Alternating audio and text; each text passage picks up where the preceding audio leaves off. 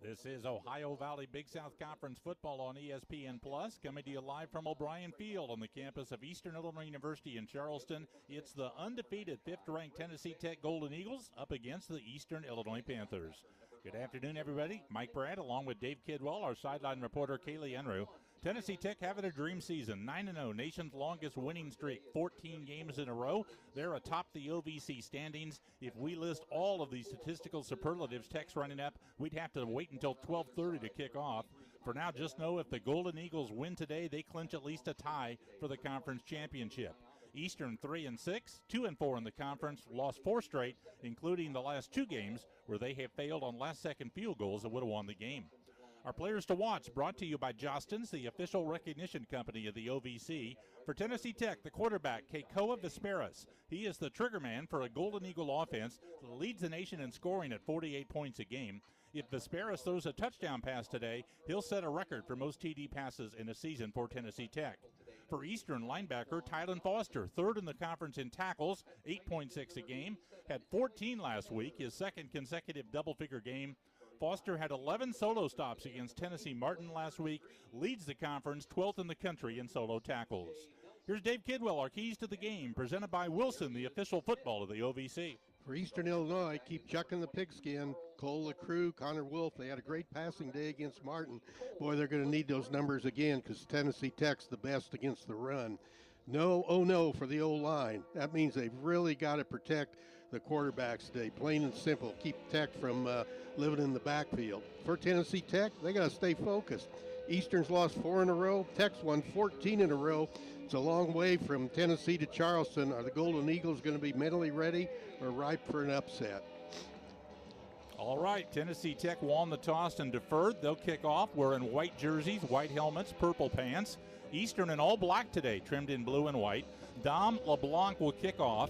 Carly and Neal and Jay Pearson, the deep men for Eastern. And we are underway from Charleston. The kickoff to the far side will go to Pearson at the 8-yard line. He's up to the 15, 20, 25, hit there and stopped at the 27. And Eastern will set up their offense right there. Panther offense up front in the offensive line has got Rafik Katambusi at center. Dante Thompson, Alejandro Ariano of the guards. Quan Johnson, Nick DeSanto the tackles. Joe McNabb the tight end. Their top 2 receivers are out today with injuries. C.J. Nelson, Cooper Willman will not play. So D. Smith, Landers Green, Alex Herrera will be the receivers. The quarterback will be Cole LaCrue to start the game, and the running back Charles Kellum on 1st and 10 at the 27. Here's LaCrue, the transfer from Wisconsin, out of the shotgun, is going to pass, going to be grabbed and pulled down over a sack to start the game. Right off the bat, Tennessee Tech in the backfield. Theron Gaines makes his 5th and a half sack of the season, and you can see already why the Golden Eagles lead the nation in sacks. LaCrue had no time at all. That's the 37th sack of the year for Tech, and the 28th given up by Eastern. It's a 6-yard loss. Yeah, this is going to be a real test for that offensive line. They've got to give the quarterback some time, Mike. 2nd down, 16 to go for Eastern at their 21-yard line. Again, LaCrue in the shotgun. 2 receivers out to the left. LaCrue back to pass. Going to throw the middle. It's caught to the 30-yard line by Alex Herrera, carrying guys with him. He gets a 1st down up to the 39. Good run after the catch by Herrera. The tight end from Linden, California, picked up 18 on that pass to the middle. Tennessee Tech defense up front, and they run a lot of guys in and out up front. Xavier Randolph, Chima Iguagu, and Jeremy Mendez and Idris King. Aaron Swafford, Theron Games, Eric Taylor, the linebackers, Andrew Smith, Gavin Bryson, Caleb Purdy, Tim Kutras in the secondary. 1st and 10, Eastern Illinois at their 38, no score in the game, first possession. Empty backfield, LaCrue back, throwing to the right side. It is caught. Nice pass on a slant pattern. That is Herrera once again, I think. And he's got to make that Kellum on the catch, the running back. Lined up in the slot, picked up 9. Tackle made by Gavin Bryson. A pinpoint pass there, Dave. Ball was right on the numbers of Kellum. And LaCrue has really done better getting rid of the ball quickly as the season's gone on. 9-yard pickup to Kellum, the junior running back from Cincinnati. 2nd down and 1 to go, Eastern Illinois at their 47-yard line. Here's LaCrue. He's from Broomfield, Colorado, a sophomore. Started about half of the games this year for Eastern. Fake handoff, screen pass out on the right to Herrera's. Got the first down across the 50, upended at the Tennessee Tech 48-yard line by Aaron Swafford, senior from Decatur, Tennessee. There are a ton of seniors on this Tennessee Tech team. There are 40 of them, the most in all of FCS football. So they are built to win this year. And they're doing that. 9-0, 14-game winning streak going back to the middle of last year, ranked number 5 in the country.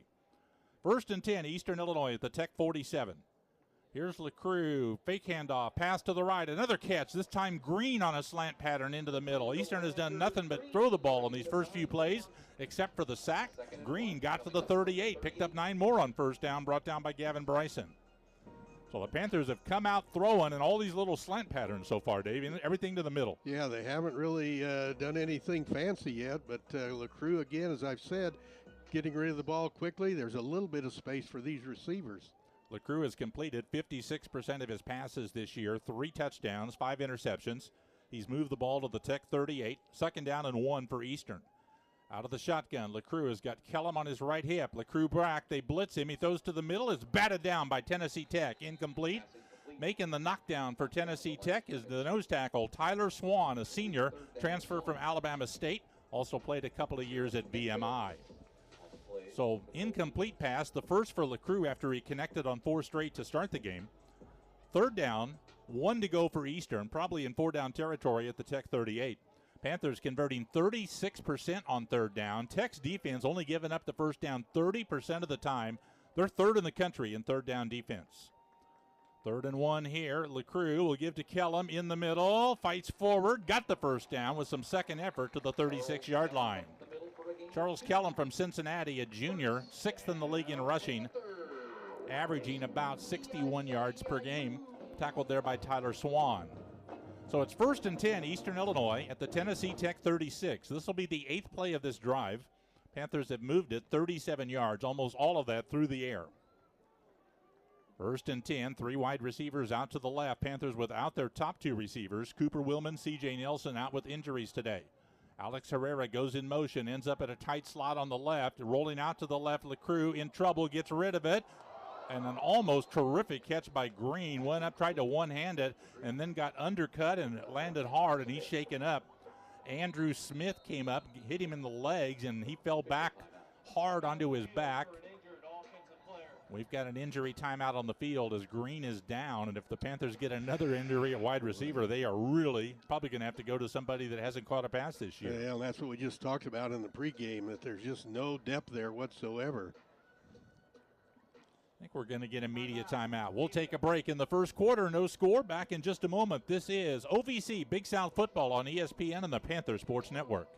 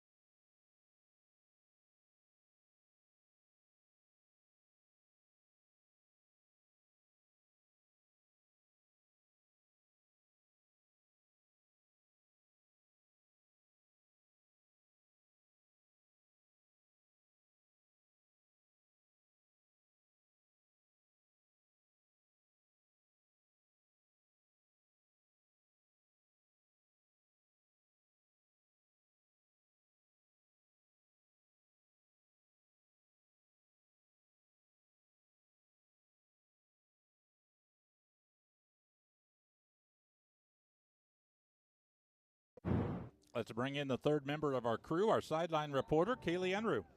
EIU has a pretty fantastic defense to go against today. Tennessee Tech is #1 in the nation in rushing defense, #4 in scoring defense, and have the most sacks and tackles for loss in the nation. 19 different players on Tech have at least 1 sack. Meanwhile, there are 78 teams in the nation that don't even have 19 sacks in total, including Eastern. Back to you. Thanks, Kaylee.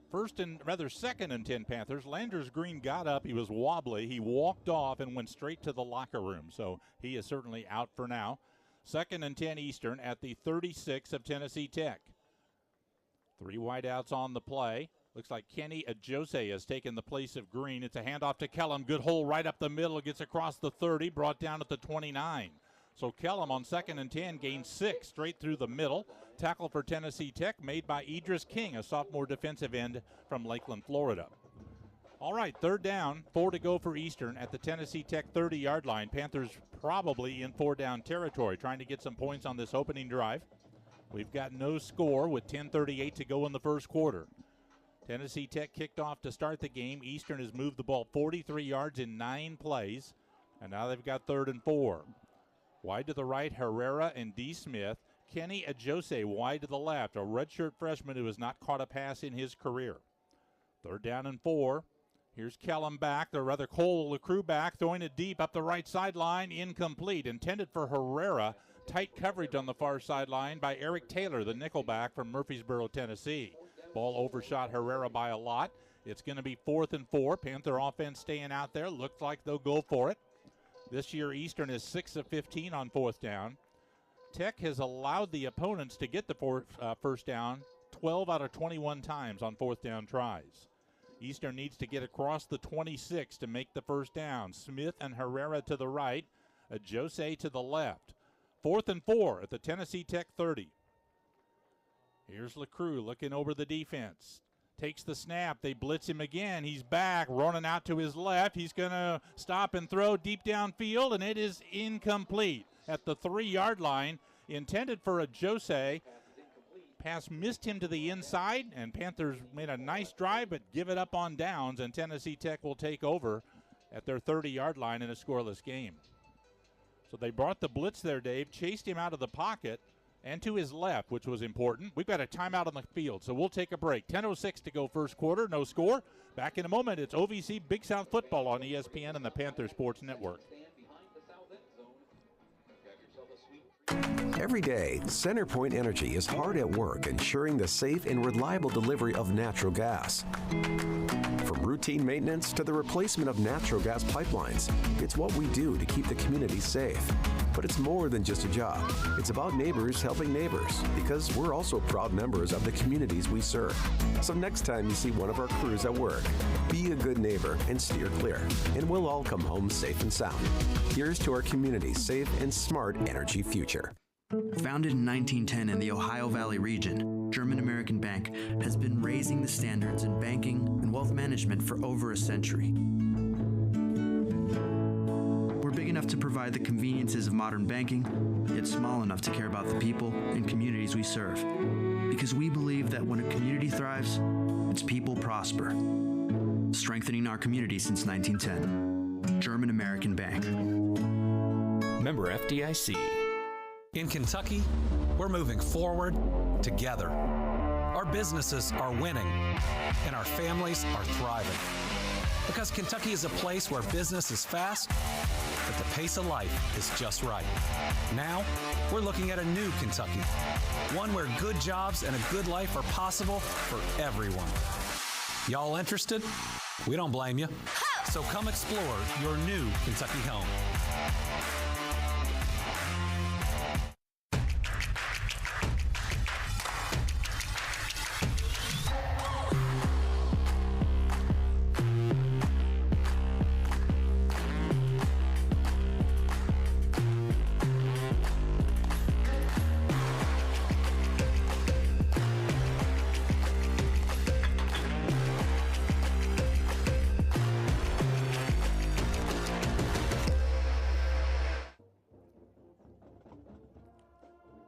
Series history is presented by ServPro, the official restoration services partner of the OVC.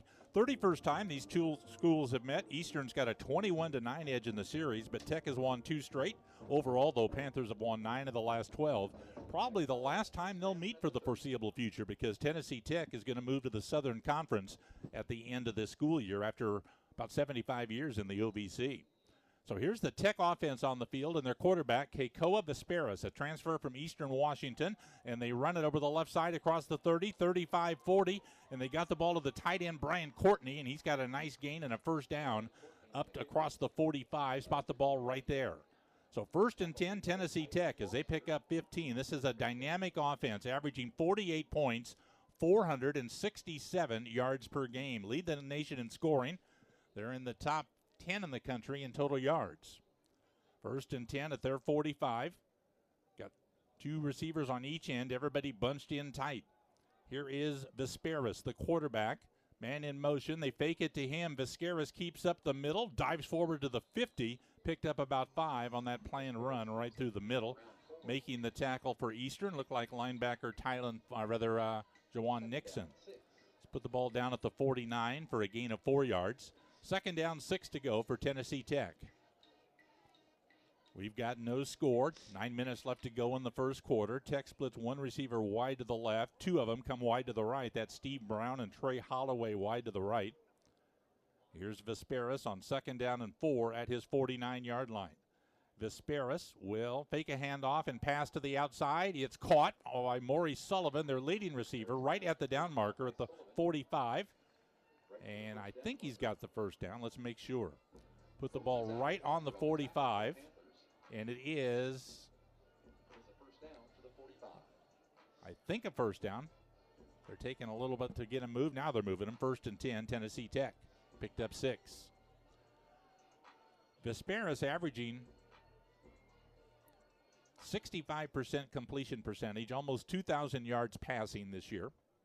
Leads the conference in total offense, passing efficiency, and touchdown passes with 21. 1st and 10 at the Tennessee Tech 45. They're going to hand it off for the first time up the middle, bouncing it out to the right, breaking 1 tackle at the 40, getting around the corner, 35, 30, 25. They run it out of bounds with Quintil Quinn. He's got a first down all the way to the Eastern 23. Quinn is from Columbus, Ohio, transferred from Texas Southern. Also spent time at Ohio University. He made a 22-yard gain there on his first carry. Strong running back, Mike. Looked like he kind of bounced off a couple of guys. They didn't get a real great shot at him, but he made the most of that run. He's big, 6'1", 225. 4th in the conference in rushing at 67 yards a game. 1st and 10 for Tech at the Eastern 23. Here is Vesperis. A fake handoff, pass to the left side. Caught at the 15 by Trey Holloway. Pulled down. Well, not yet. Now he's down at the 11. One-on-one tackle out there by Isaiah Huey. But Holloway's got 12 and a first down. Holloway, a transfer from Division II Wheeling. It's his first year at Tech from Washington, D.C. That was his 22nd catch. He's 5'11", 195, a junior, 5th in the OVC Big South in all-purpose yards. So Tech on the move. This will be the 6th play of the drive. It's 1st and 10 at the 11. They can get a first down at the 1. They've brought Qdarius Jennings in at running back. He and Quinn trade off there. They're going to fake it to Jennings. They give it to him. He bounced it outside to the left at the 10, pushed out near the 5. Twice they've started up the middle on runs and then bounced it to the outside, and Eastern's been a little slow to rally up from the outside with support. 6-yard pickup by Jennings, transfer from Murray State. 3 players for Tech have over 1,000 yards rushing in their career, the quarterback and both Jennings and Quinn. 2nd down, 4 yards to go for Tech at the Eastern 5-yard line. They line up in the pistol. Jennings right behind Vesperis at the 5. 2 receivers out to the right. Now Holloway goes in motion. They hand it Jennings around right side. Again, bounced outside at the 5. He'll take it in. Touchdown, Tennessee Tech. Again, started up the middle and then bounced to the outside, made one man miss. Panther players shaken up as Jennings goes in for the touchdown, his 10th of the year. Can't tell you who that injured defender is for Eastern down on the field, but Tennessee Tech has taken a 6-0 lead as they drive 70 yards in 7 plays the first time they got the football. I'd say, Dave, their offensive line was awfully effective on that drive, pushing the Eastern defense back on almost every play. Yeah, there wasn't a lot of room for those runners up the middle, but boy, I tell you, they could cut the corner and seem like they could pick up yardage pretty easily. We're going to need more help out of that secondary or linebacker crew. Jennings with his 10th touchdown of the year, his second carry of the day. Tennessee Tech's got the lead 6-0. And the Eastern trainers are out attending to an injured defensive player for Eastern, getting him up right to a sitting position right now. It's Chris Sharp is the injured Panther. Chris Sharp is from St. Louis, a sophomore cornerback. Plays a lot on special teams, too, for Eastern. That drive for Tech was 7 plays, 70 yards. Used up nearly 4 minutes of time. Sharp is up. He's got a leg injury, and he's being helped off. So Eastern has already had 2 players helped off the field in the first quarter. Wide receiver Landers Green, and now defensive back Chris Sharp. So not a good start from that standpoint for Eastern either. Tennessee Tech's got the lead, and they'll try to add on the extra point with Dom LeBlanc. He has scored 75 points this season. That's tied for second most in the country by a kicker, and it's the 5th most in Tennessee Tech history for one season. LeBlanc is 54 out of 55 on points after touchdown kicks. There's the snap. Ball placed down. Kick is up, and LeBlanc's kick is good. So we've got timeout in the first quarter. 6:13 to go. Tennessee Tech 7, Eastern Illinois nothing. Back in just a moment. It's OVC Big South Football on ESPN and the Panther Sports Network. EIU Athletics.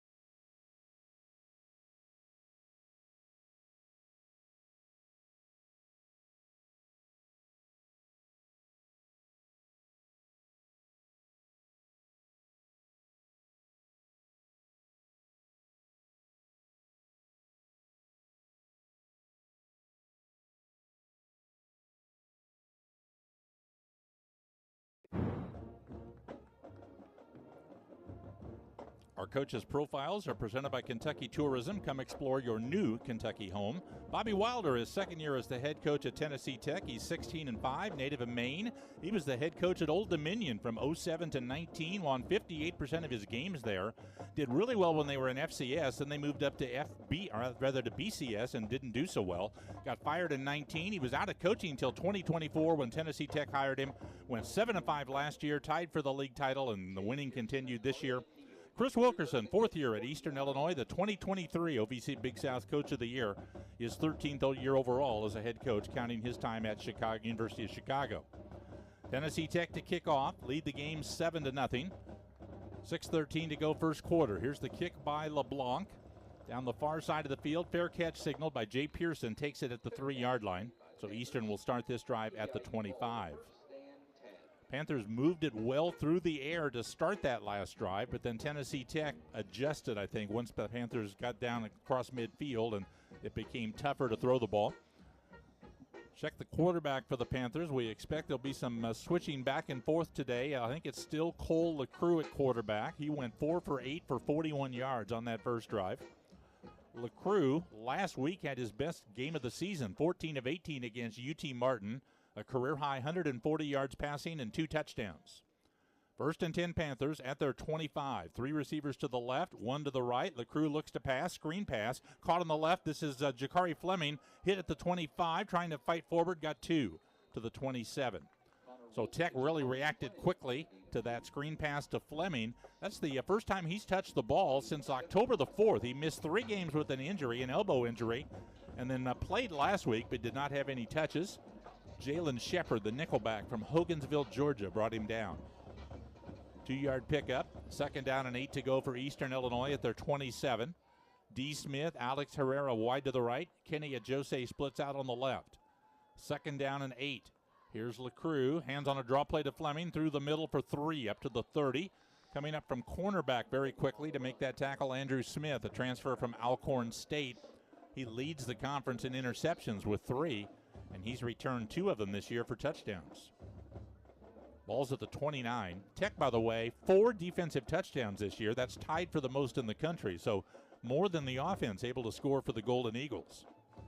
Ball at the 29 for Eastern, 3rd down and 6. Panthers were 1 of 2 on 3rd down on that opening drive. Here's LaCrue with Fleming, running back to his right. Now this is Connor Wolf at quarterback right here. Wolf the quarterback on 3rd down. Back to pass, pressure, throws left, incomplete. Intended for Ginevra, LaCrue had pressure in his face from Idris King and then threw to Herrera a little high, and Andrew Smith was on the coverage for Tennessee Tech. So it's going to be 4th down, and the punt team comes on the field for Eastern Illinois after that 3 and out. The Panthers used up very little time on those 3 downs. Mason Miller into punt, 2nd in the conference, 4th in the country at 48 yards per kick this year. He's threatening to break the Eastern school record. Trey Holloway, 7th in the country in returns, is deep. There's a low kick, line drive, a bounce to Holloway at the 25, and he runs out of bounds with it at the 27. Holloway caught that just along the sideline and brought it back 2 yards after another good kick, 46 yards from Miller. So Tennessee Tech takes over with 4:42 left in the first quarter. They lead the game by a score of 7-0, and they'll get the ball for the second time. Tech drove it the first time they had it for a touchdown.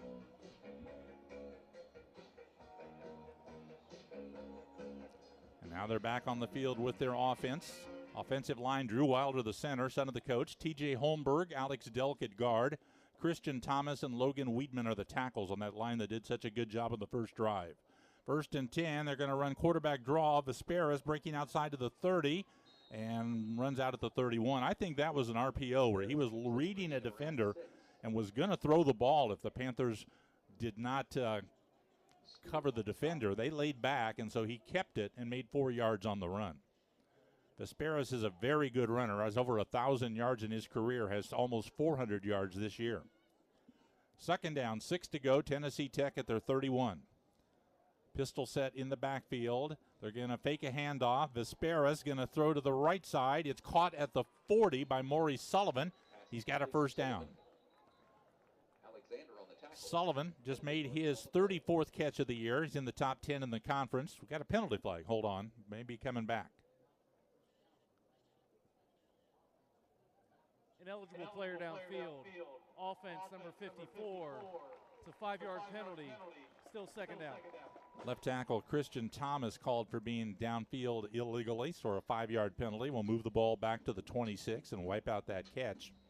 2nd down and 10. Vesperas already today has moved into 6th place in the Tennessee Tech season list for most yards total offense, passing Robert Kraft back in 2002.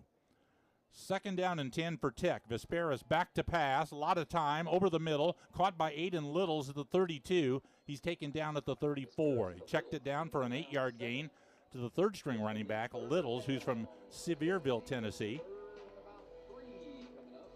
Gained about 7 on the play up to the 33. It'll be third down, 3 yards to go. Tech has not had a third down try. That's how effective they were on that first drive. They never needed third down. They've got their tight end, Brian Courtney, wide to the right. Couple of wideouts to the left on third down.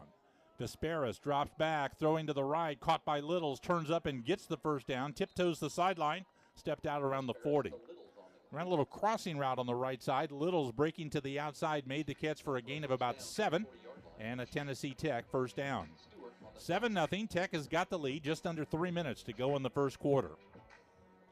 Tennessee Tech averaging 48 yards a game, lead the league in rushing, number 2 in the league in passing. But when you win by so much, you end up not needing the pass late in games. Here's 1st and 10 for Tech. Back to pass, little flare to the left, caught on the far side.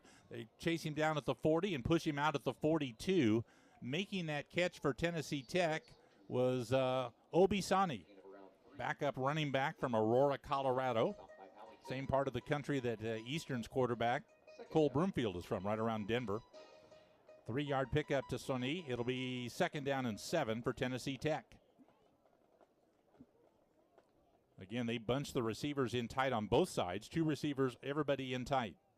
On 2nd and 6, they're going to hand the ball off to the tight end, Courtney, around the left end at the 45. He's at the 50, steps out of bounds there. He's got a first down. Brian Courtney, who's a transfer from Florida State, 6'3", 240, a senior, on the sweep around the left end.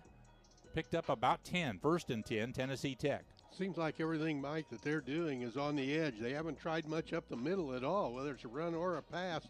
Their yards is coming around the edge. Even the plays that were supposed to go up the middle, the running backs have bounced to the outside. 1st and 10 for Tech at the Panther 47-yard line. Here is Vesperis. He will fake a handoff. Pass to the right is caught by Trammell Jones. Tripped up with a really nice play by Isaiah Huey. The other receiver, Maury Sullivan, was blocking Huey and knocked him down. Huey reached out and grabbed Jones by the ankle and tripped him up before he could get going. As a 1-yard loss on that play. Just a great individual defensive play by Eastern's Isaiah Huey from Rockton Hononegah, 4th on the team in tackles, tied for the conference lead in pass breakups with 9. Needs 1 more pass breakup to get to the top 10 on Eastern's single season list. 2nd and 11 for Tech at the Panther 48. Vesperis back to pass again. Has protection, drifting left, throws it out in the left flat, incomplete. I think Eastern got a hand on that. I believe it was Drake Van Hefty who put on some pressure, and when he cocked his arm to throw, Vesperis got it tipped by Van Hefty as it came out of his hand. First incomplete pass for Vesperis, who is 6 of 7 for 34 yards. 3rd down 11 for Tennessee Tech at the Eastern 48 with 47 seconds to go in the first quarter. Panthers have 5 guys in the box ready to rush. They rush 4. Vesperis throwing up the right sideline. It is caught by Sullivan at the 20, at the 10, takes it for the touchdown. He took it away from Moses Alexander. It looked like Alexander was in position to intercept it on the inside. Sullivan was somehow able to wrestle it away from him at the 25 and turn into a 48-yard touchdown pass. Great play by junior wideout Maury Sullivan. Let's watch it again. You see the terrific position, and Alexander just kind of had it bounce a little bit off his chest, and while it was loose in there, Sullivan grabbed it and broke free for the touchdown. Just a great play by the receiver, Sullivan. Alexander in perfect position. Couldn't have been any better coverage. But turned into a Tennessee Tech touchdown with 37 seconds to go in the first quarter. You can worry all you want drawing up plays and stuff like that, Dave, but players still are the most important part of the game. Can't fault the defensive player at all. Alexander was right there with him. Here's the extra point kick by LeBlanc. It's up and good. We're going to keep it here. So Tennessee Tech's had the ball twice, and both times they put together touchdown drives. That one was 8 plays, 73 yards, pretty close to the first drive, 7 plays for 70. It's 14-0 Tennessee Tech with 37 seconds left to go in the first quarter, and we'll keep it here as Tech gets ready to kick it off. Tennessee Tech has scored now in 30 of the 37 quarters this year. They've only trailed twice all year. They trailed to Western Illinois in the first quarter, 7-3. And last week against Gardner-Webb, they trailed 14-3 in the second quarter. They have dominated their opponents in every quarter. There's just not a lot of weaknesses here on this team. Ranked number 5 in the country. They were number 7 when the FCS playoff committee announced their first seedings, unofficial seedings for the year. Tech has got 2 games to go after today. They're at Kentucky next week. That's their first FBS opponent they've played this year. And then they wrap up the season with UT Martin at home. There's the kickoff by LeBlanc. It's going to go to Jay Pearson at the 6-yard line. He's up to the 10, 15, hit and stopped at the 19-yard line. Pearson, the junior from McKees Rock, Pennsylvania, on the return of about 13 yards. And so Eastern will have its worst starting position so far with 33 seconds to go in the quarter. Cole LeCroux back in the game to play quarterback for Eastern. Tennessee Tech has outgained the Panthers 149-47 here in the first quarter, so they're on a 600-yard pace right now. Eastern's got 2 wideouts to the right. Looks like Saraz Bunkum is in the game at wide receiver, wide to the right side for Eastern. 1st and 10 from their 19. Here's LeCroux with Fleming, it looks like, at running back. LeCroux back to pass, going to be tackled from behind for a loss back at the 12-yard line. Wanted to throw the flare to the left, didn't throw it, and by that time Maurice LaPierre was there and made his 7th sack of the year. That's the most on the Tennessee Tech team, 3rd most in the conference. Maybe the last play of the first quarter. Clock's running with 15 seconds to go. 7-yard loss on the sack by LaPierre, and that will be it. So we're at the end of the first quarter at O'Brien Field. It's Tennessee Tech 14, Eastern Illinois nothing. Back in just a moment, it's OVC Big South Football on ESPN and the Panther Sports Network.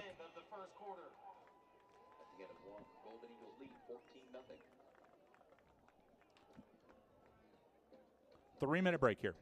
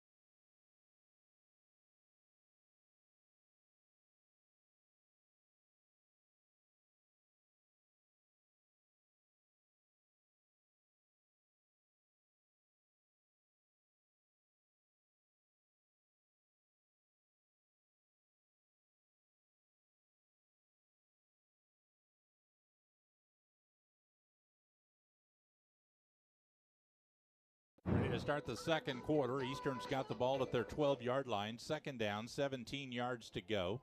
Cole LaCruz sends them out of the huddle with 2 receivers out to the left and 2 to the right. 14-0. Tennessee Tech has got the lead after the first quarter.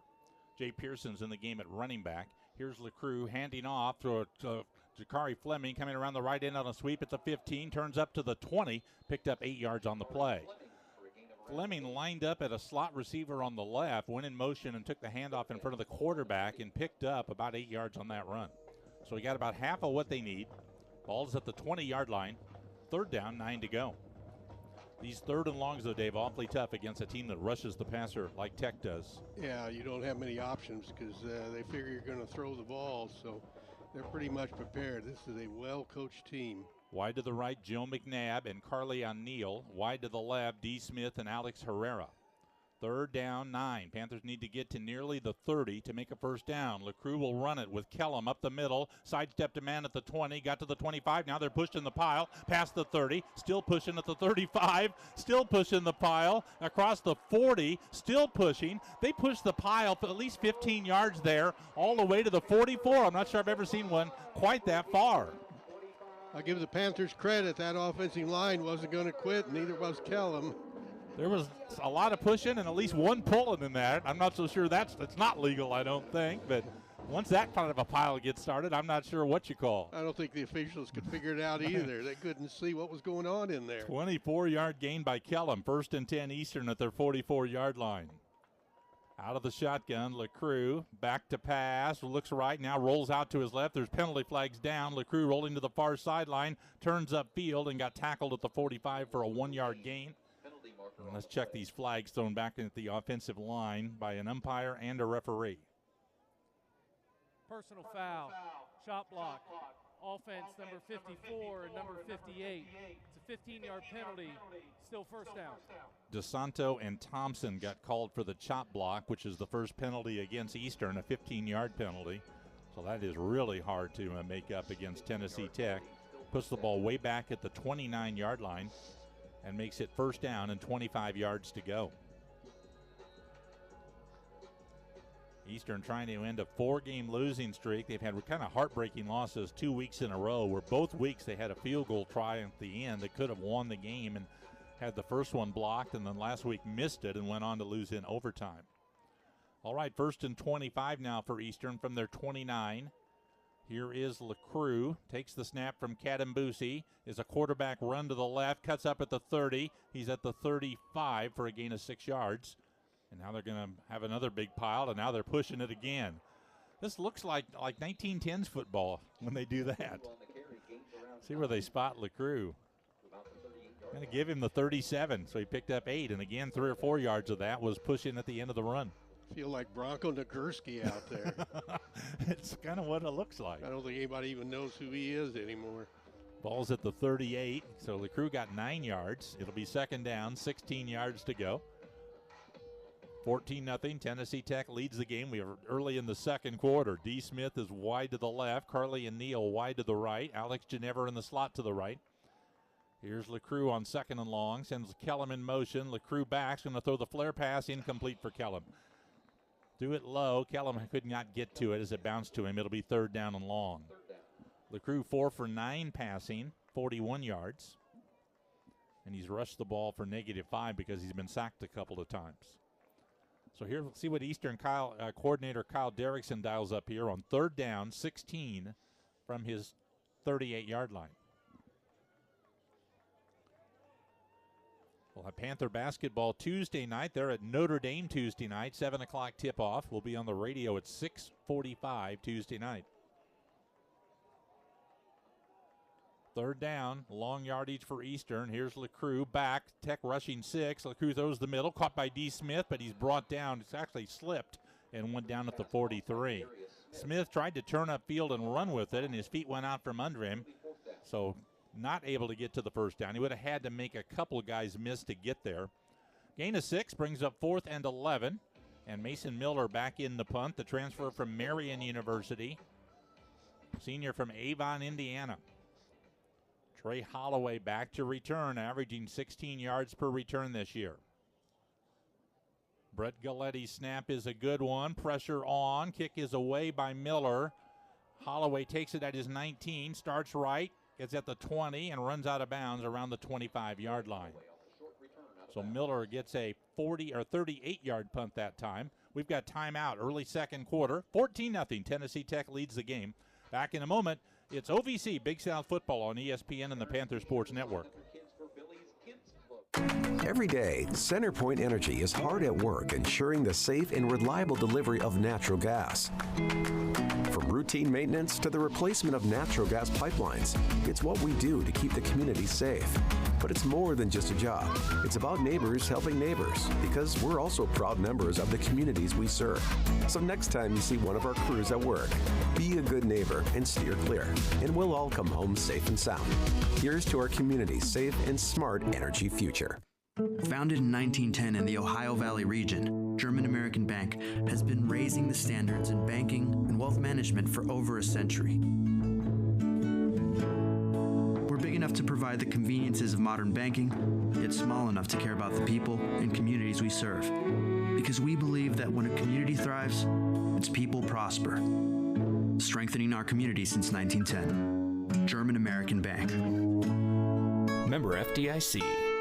In Kentucky, we're moving forward together. Our businesses are winning, and our families are thriving. Because Kentucky is a place where business is fast, but the pace of life is just right.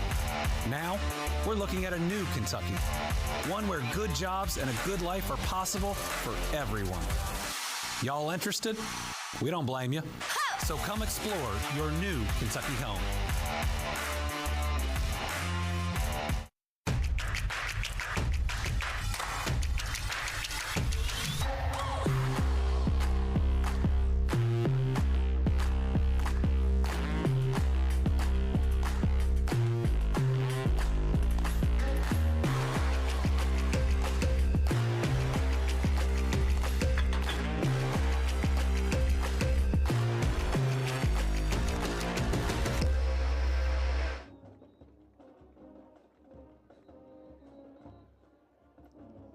Let's check in again with our sideline reporter. Here is Kaylee Enru.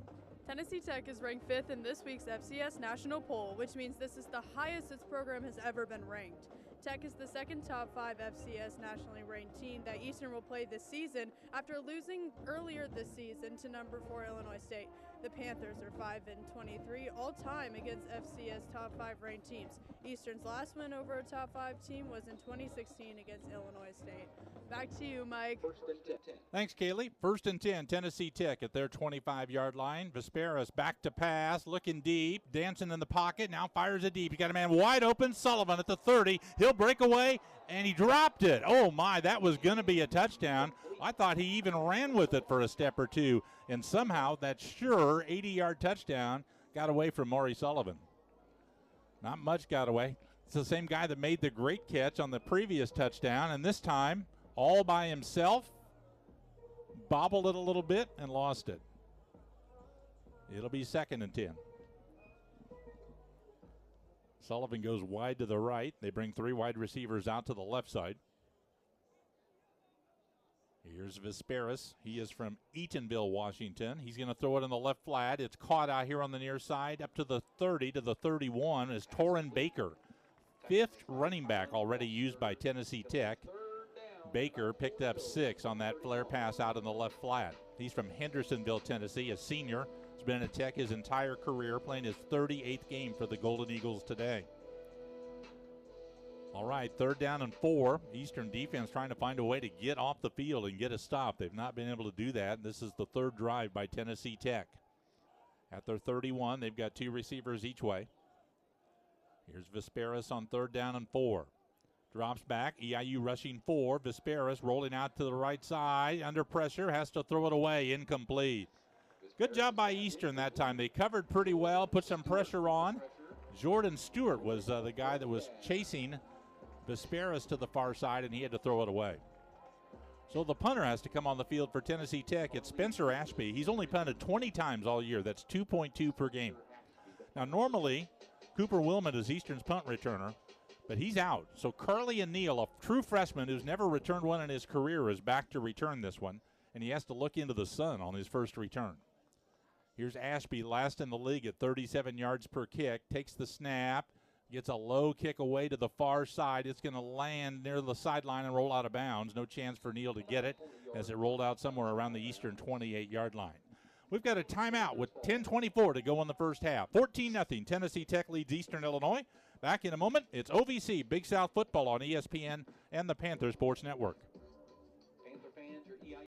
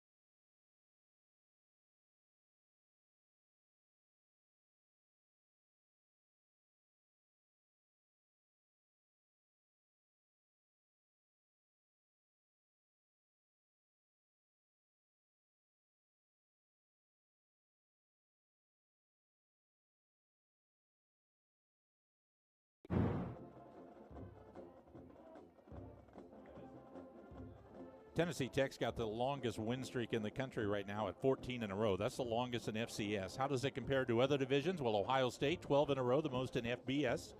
And you go to the lower divisions, you'll find 23-game winning streaks by Ferris State in Division 2 and by North Central College out of Naperville in Division 3. So Tech number 1 in Division 1, counting the FCS and the FBS schools. Longest winning streak in school history, 9-0 for the first time since the early 50s. 3 receivers out to the right, 1st and 10. Cole LaCruz still at quarterback for Eastern at their 27-yard line.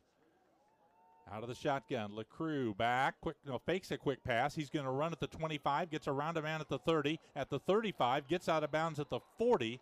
He's got a first down. Tim Kutras, the excellent safety transfer from Liberty, ran him out of bounds. And Tech has got a player shaken up back in the offensive backfield where LaCruz took off. Xavier Randolph, I think, is the injured player down on the field for Tech, and we've got an injury timeout early in the second quarter. Well, that's what LaCruz can do there, Dave. That was a pass play, and nobody was open, and he turned it into about a 14-yard gain. Yeah, he's really pretty quick. If you're going to go one-on-one with him, he's got a pretty good chance he's going to get by a defender. He made a wise decision there, just pulled the ball down, tucked it, and took off. They mark it an 11-yard gain to the 38, and now the Tech trainers are out taking care of Xavier Randolph, a sophomore defensive end from Manchester, Tennessee. Good news, he gets up, and he's going to jog off unassisted. And talked about before the game they're going to alternate quarterbacks. Well, as you mentioned once, Connor Wolf really is a drop-back guy. He's more vulnerable to getting sacked than LaCruz is, because LaCruz, as we've said over and over again, his feet can help bail him out of situations. LaCruz averaging 58 yards rushing a game. He had 193 yards rushing in the opener against Dayton. That's still in the top 20 in the nation for an individual game rushing this year. 1st and 10 Panthers at the 38. Here is LaCruz. Out of the shotgun, handoff to Kellum, up the middle, gets across the 40, powers forward to the 44. So right now, Eastern using the pass, I think, to set up the run. Picked up 6 with Kellum. It'll be second down coming up. Theron Gaines on the tackle for Tech, senior from Murfreesboro. Leads the Tech team, 5th in the conference in tackles for loss, and also leads Tennessee Tech in tackles. He was a defensive lineman in the past, and they converted him to linebacker. It's kind of, you don't see that conversion often, but it's really worked out for Gaines. 2nd and 4 Eastern at their 44. Here's LeCrue dropping back, looking to the left, throwing to the left side. It's caught at the 50 by D. Smith. He's got a first down. Short pass, Smith on the catch, Kutris on the tackle at the Tennessee Tech 49. Smith picked up 7. 1st and 10 Eastern Illinois. That is the Panthers' 6th first down of the game. Cole LeCrue out of Broomfield, Colorado. It's in the northwest suburbs of Denver. Quarterbacked his high school team to a state championship in 2022. Also won a state baseball championship while he was there. Here's LeCrue on 1st down and 10. Back to pass. Quarterback draw to the left at the 50. Breaks outside 45. Still around a man at the 40. Runs out at the 38. He's got another first down. That was a planned run. LeCrue picked up 11. Cole LeCrue's father passed away during COVID. And that was right in the middle of his high school time. Just a great athlete, though, in high school. The Colorado 4A Player of the Year. I haven't asked him, but I bet you $1 he played shortstop on that state baseball championship team. 1st and 10, moving the Panthers at the Tennessee Tech 37-yard line. 1 receiver to the right, 2 to the left. Out of the shotgun, LeCrue fumbles the snap. Kellum scooped it up, runs it up the middle at the 35 and got to the 34. I'm guessing that was going to be a handoff to Kellum. And when the ball rolled to him, he just picked it up and executed the play and picked up 4. He didn't hesitate, did he? Snap was a little wide, and LeCrue kind of reached out and literally knocked it down, and Kellum scooped it up on the first bounce. Picked up 4 yards, maybe just a 3-yard gain to the 34. 2nd down, 7 to go. 14-0, Tennessee Tech's got the lead. We're midway in the second quarter. Here's LeCrue awaiting the snap from Katambusi. They blitz. LeCrue rolling out to the right, throwing in the flat behind his man. Incomplete, intended for Kellum. LeCrue saw the blitz coming and got out of the pocket. That was good, but his throw on the move was not an accurate throw. So the Tennessee Tech pass rush forced that incompletion. 3rd down coming up and 7 to go. Panthers probably in 4-down territory at the Tennessee Tech 34. Tennessee Tech's got the edge now in total yards, 155 to 126. So Eastern has evened that up a little bit. 3rd down, 7 for Eastern at the Tennessee Tech 34. LeCrue's in the shotgun, looking over the defense. Nobody with a hand down for Tennessee Tech on defense. Everybody's standing up. And we've got a penalty flag before the snap. Offense number 3. It's a 5-yard penalty. Still 3rd down. So a delay of game penalty will move Eastern back 5 more. That'll put them back at the Tennessee Tech 39. 3rd down, 12 yards to go now. Not what the Panthers needed. Negative plays are awfully hard to overcome against an excellent defense like Tennessee Tech. And they generate a lot of negative plays with the sacks and the tackles for loss they get. And I thought we were in 4-down territory there, but now I'm not so sure. It's going to depend how this play plays out. 3rd down, 12 to go. LeCrue back, looking left, now rolling right, now throwing into the middle. It's caught at the 25 to the 21. It's a first down. Herrera with the catch. Kind of tripped as he started to run, or he might have got more yards on it. But an 18-yard pickup over the middle from LeCrue to Herrera. His 3rd catch. He's having a good day. Nice throw again by LeCrue. 1st and 10 Eastern at the Tennessee Tech 22-yard line. Panthers setting up for the 8th play of the drive with 7 minutes to go in the first half. 2 receivers out to the left side. D. Smith to the right on 1st and 10. LeCrue takes a waist-high snap. Fake, throwing to the right. Caught by Smith at the 10. He's to the 5-yard line. Another slant pattern that LeCrue put right on the hands of the receiver for a 17-yard gain. Gavin Bryson on the stop. 1st and goal, Eastern Illinois at the Tennessee Tech 6. Panthers have struggled in the red zone this year. They've only got touchdowns 50% of the time when they get to the red zone. Tech is subbing almost an entirely new defense in, it looks like. I think they brought in 7 new players right there. Tennessee Tech has held the opponents without a touchdown over 50% of the time when they've allowed their opponents in the red zone. So it's tough sledding down here. First and goal at the 7. Handoff Kellum up the middle, across the 5. They push it forward to maybe the 3. Spot him on the 4, gain of 2. It'll be second down. Well, if Eastern could get in the end zone here, Dave, and get a touchdown, I'm almost certain they're in 4-down territory, it would be a big emotional lift. They need one of those pushes like we saw in the middle of the field back several minutes ago. Second and goal at the 4. A handoff again. Kellum up the middle. They're pushing him forward again. He got to about the 2. So 2 runs into the middle have gained 2 yards each. Ball's at the 2-yard line. Third down, goal to go for Eastern. Tennessee Tech's got a couple guys getting up pretty slowly from the bottom of that pile, but looks like everybody's up and okay. 5.5 minutes to go in the first half. 14-0. Tennessee Tech leads the game. Eastern knocking on the door at the Tennessee Tech 2. It's third and goal. LeCroux in the shotgun. Everybody in tight except for D. Smith, who splits out wide to the right. Kellum at running back on third and goal at the 2. They're going to hand to Kellum again up the middle, trying to fight forward. Didn't make it. Might have even lost a yard. You're going to spot him on the 2 again. No gain on that play. Tennessee Tech had a player lose his helmet, so they stopped the clock. He'll have to go out of the game. It's going to be fourth down. Eastern will go for it. Nope, they won't. Field goal team is coming on the field. Ball's at the 2. It's fourth and goal, and the Panther field goal team comes out. Trying to get points, avert the shutout here in the first half. Drew Schiller has missed his last 3 field goal attempts. A couple of them would have been game winners the last 2 weeks. This is going to be a 20-yard attempt from just inside the right hash mark, just to the right of where you would kick an extra point. Trying to put Eastern on the board. There's the snap. Schiller's kick is up, and the kick is good. And we've got a little scramble in the end zone between a couple of guys, but they're up and walk it away, and the kick is good, and we've got a timeout on the field. We'll take a break with 5:03 to go in the first half. Tennessee Tech 14, Eastern Illinois 3. Back in a moment, it's OVC Big South Football on ESPN and the Panther Sports Network.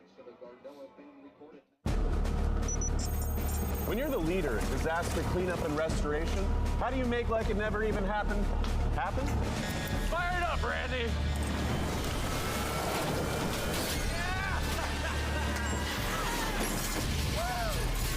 By being prepared for anything!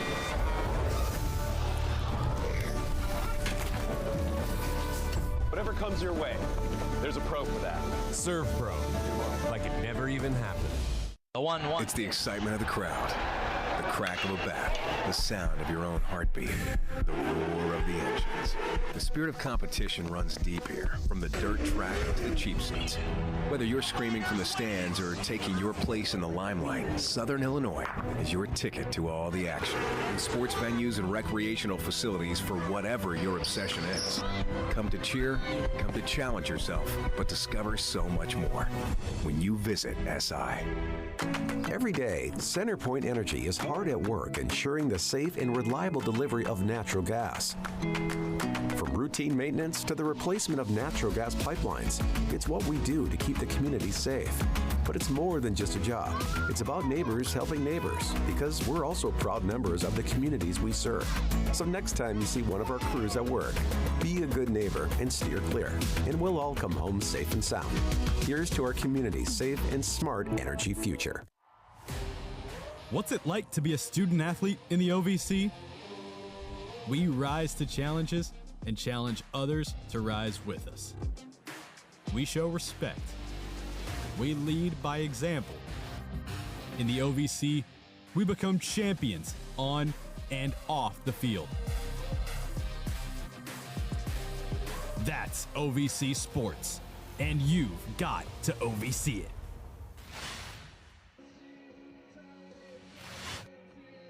Eastern goes 71 yards in 12 plays, used up 5:21 and got the field goal. Panther punter Mason Miller having a great year, averaging almost 48 yards a punt, second in the conference, fourth in the country. He's threatening to break the school record. The record right now, 44.6 for a season punting average, set by Kevin Cook back in 2007. And Miller right now has got a great shot to break that record. The transfer from Marion University out of Avon, Indiana. Ready to kick off will be Drew Schiller. Trey Holloway back to return with Tramel Jones for Tennessee Tech. Here's Schiller's kickoff. It's going to come down at the 2. Nope, go into the end zone. Holloway let it go over his head for a touchback. So the Tennessee Tech offense will set up at the 25. 14-3, Tech jumped ahead 14-0. Eastern got the long drive for a field goal to get on the board, and we'll see if the Panther defense, which got a stop the last time, can do it again and give Eastern a chance to get more points before halftime. Cole LaCruz so far, 8 of 14 passing for 86 yards, and he's got 20 yards rushing in the game.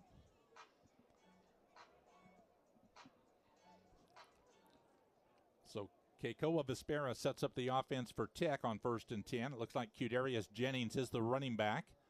He takes the handoff heading to the right, cuts up at the 25. He's at the 30, falls forward to the 34-yard line. Gain of 8 yards. Jihad McCall is on the tackle for Eastern Illinois, the safety from Jersey City. McCall 5th on the team in tackles and 2nd in pass breakups on the Panther team. Jennings picked up about 9 on that first down carry. 2nd down and 1. Tech has got all of their timeouts left and 4:35 on the clock, so they got plenty of time right now. They're in a pistol set with a tight end in the backfield in a blocking position. They handed Jennings in the middle, angles left, gets the first down across the 45, got to the 49. I'm sorry, 39. 5-yard run for Jennings and a first down. Tennessee Tech's offensive line, Christian Thomas was the left tackle, or is the left tackle. Alex Delk at left guard, Drew Wilder the center, who played at Eastern the last 2 years and transferred. TJ Holmberg, the right guard, and Logan Weedman, the right tackle, and they're doing a great job for Tech here in the first half. 1st and 10, Golden Eagles at their 38. Vesperas out of the shotgun, back to pass, in the pocket, has a lot of time, throwing it deep. There's Sullivan wide open again, dropped it again at the 15. Second time he's been 5 yards behind the defense and dropped a pass that would have been an easy touchdown. In his defense, Dave, he's looking back into the sun. I'm not sure how big of a factor that is. Yeah, it's really hard to tell, but you're right. Both those times, the second Desparis let go of the ball, I thought there's 6 right there. Hard to believe, even with the sun, that he dropped that one. Also hard to believe that Eastern let that happen twice. If you let that happen once, you would adjust, but they made the same mistake again. 2nd and 10 at their 38 for Tech. Looked like the same play. There's a fake handoff and a run by Vesperas up the middle, straight forward, got the first down to the 50. He faked a sweep and kept it himself for an 11-yard run to midfield. So Tech moving the football again with 3:34 to go and the clock running. They've got it at midfield, 1st and 10. Still come back to that great catch that Sullivan made to get the touchdown in the first quarter, and then he's let the 2 easy ones get away. Steve Brown comes wide to the left for Tech, along with a couple of other wideouts on 1st and 10 at the 50. Man in motion, a tight end. Vesperas, hands up the middle. This is Aiden Littles. He's dumped at the 46, got 4 through the middle. It'll be 2nd down, 6 yards to go.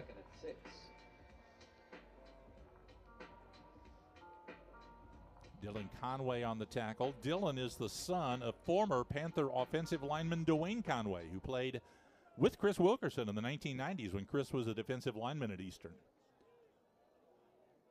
2nd down and 6 for Tech at the Eastern 46. Pistol set. Vesperas back to pass. Rolling right. Stops. Now rolling right again and throws. And it is complete at the Eastern 45. It's a first down. Making the catch over there was Sullivan. His 3rd catch. Gain of about the 36, so it's a gain of 10. 1st and 10 for Tech. Sullivan makes the tough catches. Yeah, and then has the trouble with the easier ones. He's a transfer from Washburn University in Kansas, Division II.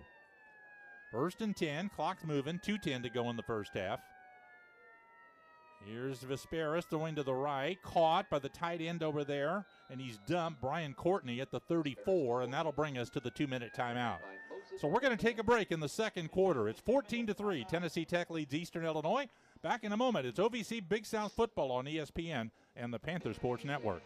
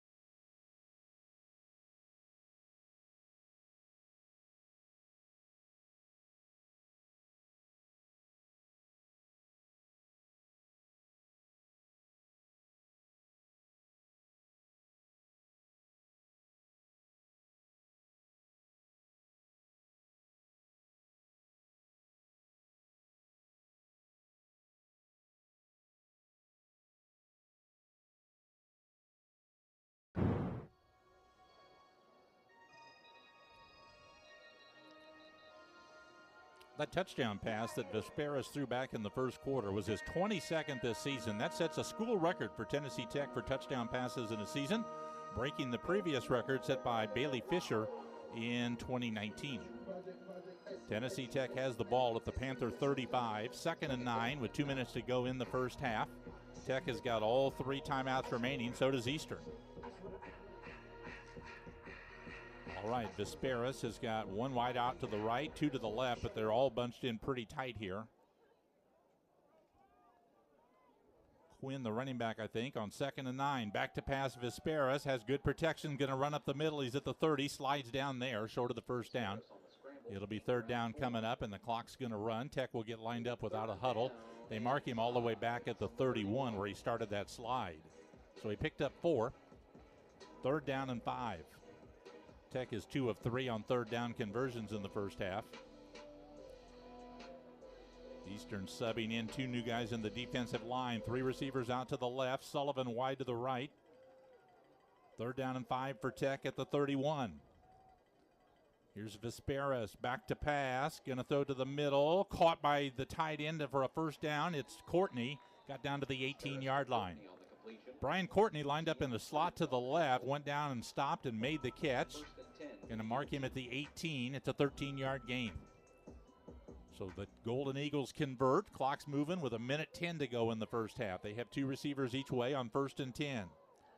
Aiden Littles has come in at running back on the left hip of Vesperis, who throws to the left, caught by Tremel Jones, dumped immediately on the wide receiver screen at the 17-yard line. Looked like the tackle made down there by Saipedi Maeva for Eastern, the safety man. Gain of a couple of yards for Jones to the 17. It'll be 2nd down and 9 for Tech. We're down to 38 seconds to go in the half. EIU subbing, but Tech sub, so they give the Panthers time to sub too. All right, 2nd and 9. Clock's down to 30 seconds. There's a handoff and hit behind the line. It's going to be a loss on this play. The handoff went to Quinn, and he got grabbed immediately and pushed out of bounds for a loss back to the 20. He did not go out of bounds to stop the clock, so Tech has to call a timeout, and we'll keep it here. Tech had all 3 timeouts, so they know they have plenty of time here. Kifa Pereira made the defensive play for Eastern, a junior nose tackle out of San Antonio, Texas. Transferred from Monterey Peninsula Junior College, where he was the conference defensive player of the year. Stopped Quinn for -3. 3rd down and 12 for Tennessee Tech at the 20-yard line. There's 23 seconds left in the half. They've still got 2 timeouts remaining.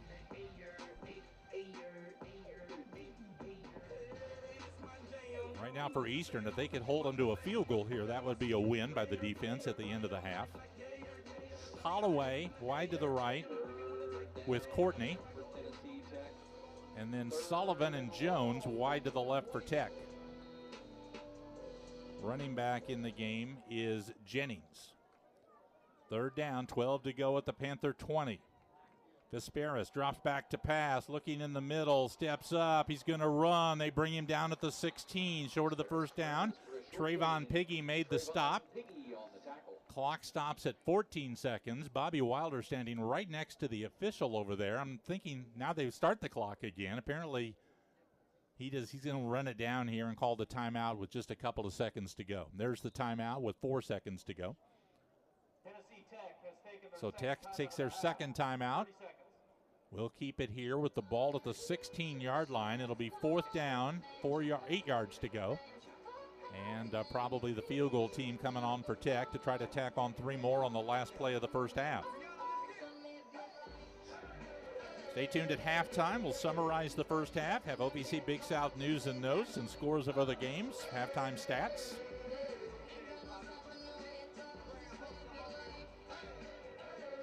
All the games are in the OVC Big South started after this one. Gardner-Webb's got a 14-7 lead over Southeast Missouri at the end of the first quarter. Lindenwood leads Western Illinois 7-0 in the first quarter. Tennessee State, UT Martin, no score. In to attempt the field goal, Dom LeBlanc, who is 7 of 9 this year. Ball's in the center of the field. This is going to be a 34-yard attempt for LeBlanc, the sophomore kicker from Dawsonville, Georgia. Trying to add to the lead before halftime. There's the snap, and a penalty flag is down. They blow it dead before the snap. Eastern Illinois has taken their first time out of the half. 30 seconds. So apparently the timeout before the penalty. So we'll keep it here with still 4 seconds to go in the half. 14-3, Tennessee Tech's got the lead. They drove those first two drives, Dave, but the Panther defense has adjusted to them here since. Yeah, really done a very nice job. They gave up that what I call a fluke touchdown where Alexander and the receiver fought for the ball. Now, on the other hand, there were two drops that would have been 6 for Tennessee Tech, so the Panthers are a little bit fortunate. But overall, really have done a nice job against such a potent offense as we're seeing here today at O'Brien. All right, Tennessee Tech lines up with LeBlanc again on a 34-yard field goal attempt on what will probably be the last play of the first half. Right in the middle of the field. There's the snap, ball placed down, kick is up. Eastern might have got a piece of it. He missed it wide to the left. There's a penalty flag on the field, though. Hold on. Panthers got a piece of that one, but there's a penalty flag. Might have been, well, we'll just wait and see. Everybody, both squads are staying out there. Officials in a conference about this. Our referee, Chris Bryson. To the kicker. Defense, number 28. It's a 5-yard penalty. Still 4th down. So the Panthers got called for running into the kicker. Jakari Fleming is who they called that on. You can see him going in there, rolling in, and it's a 5-yard penalty. So Tech will get to attempt it again. Move the ball to the 11-yard line. It's still 4th down. Still 4 seconds, well, no seconds on the clock. It's an untimed down. This will be a 29-yard kick by LeBlanc.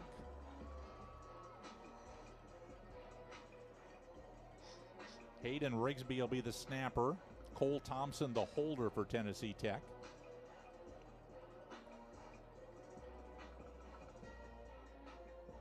A 29-yard kick coming up by LeBlanc.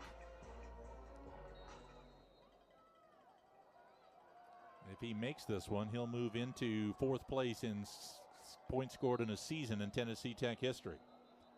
And now Eastern can take another timeout after the timeout. We'll keep it here on this timeout. Tennessee Tech, number 5 in both the coaches and media poll. It's the highest ranking in their history. If they started the playoffs today, apparently they'd be the 7 seed, according to what the FCS selection committee put out this week. That means they would host they'd get a first-round bye and host a second-round game. I don't know how disappointed they are by that. They're undefeated. There's a couple of teams ahead of them that have losses. And now they'll have a chance next week at Kentucky to make a big statement. Yeah, I hate to say this, but I think the truth is the committee doesn't value the OVC. The teams have not advanced very far in postseason, so the league has got to prove itself before it's going to get a better rating. All right, here's LeBlanc now. 29-yard field goal attempt. There's the snap, ball placed down, kick is up. That kick is no good. He pulled it wide to the left. So it took a lot of attempts and a lot of time, but no points for Tennessee Tech, and that's the end of the first half. We'll take timeout at O'Brien Field. It's Tennessee Tech 14, Eastern Illinois 3 at halftime. Back in a moment, it's OVC Big South Football on ESPN and the Panther Sports Network.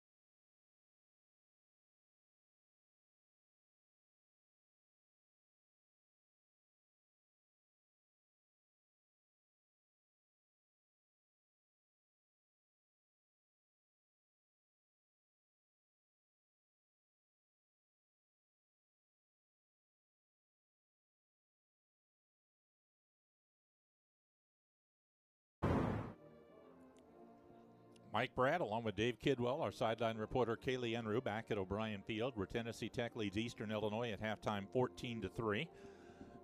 Tennessee Tech scored the first time they had the ball. They drove 70 yards in 7 plays. Qdarius Jennings got loose on that run right there, a 5-yard touchdown run to give Tennessee Tech a 7-0 lead midway in the first quarter. The next time they had the ball, Tech scored again, an 8-play drive, 73 yards.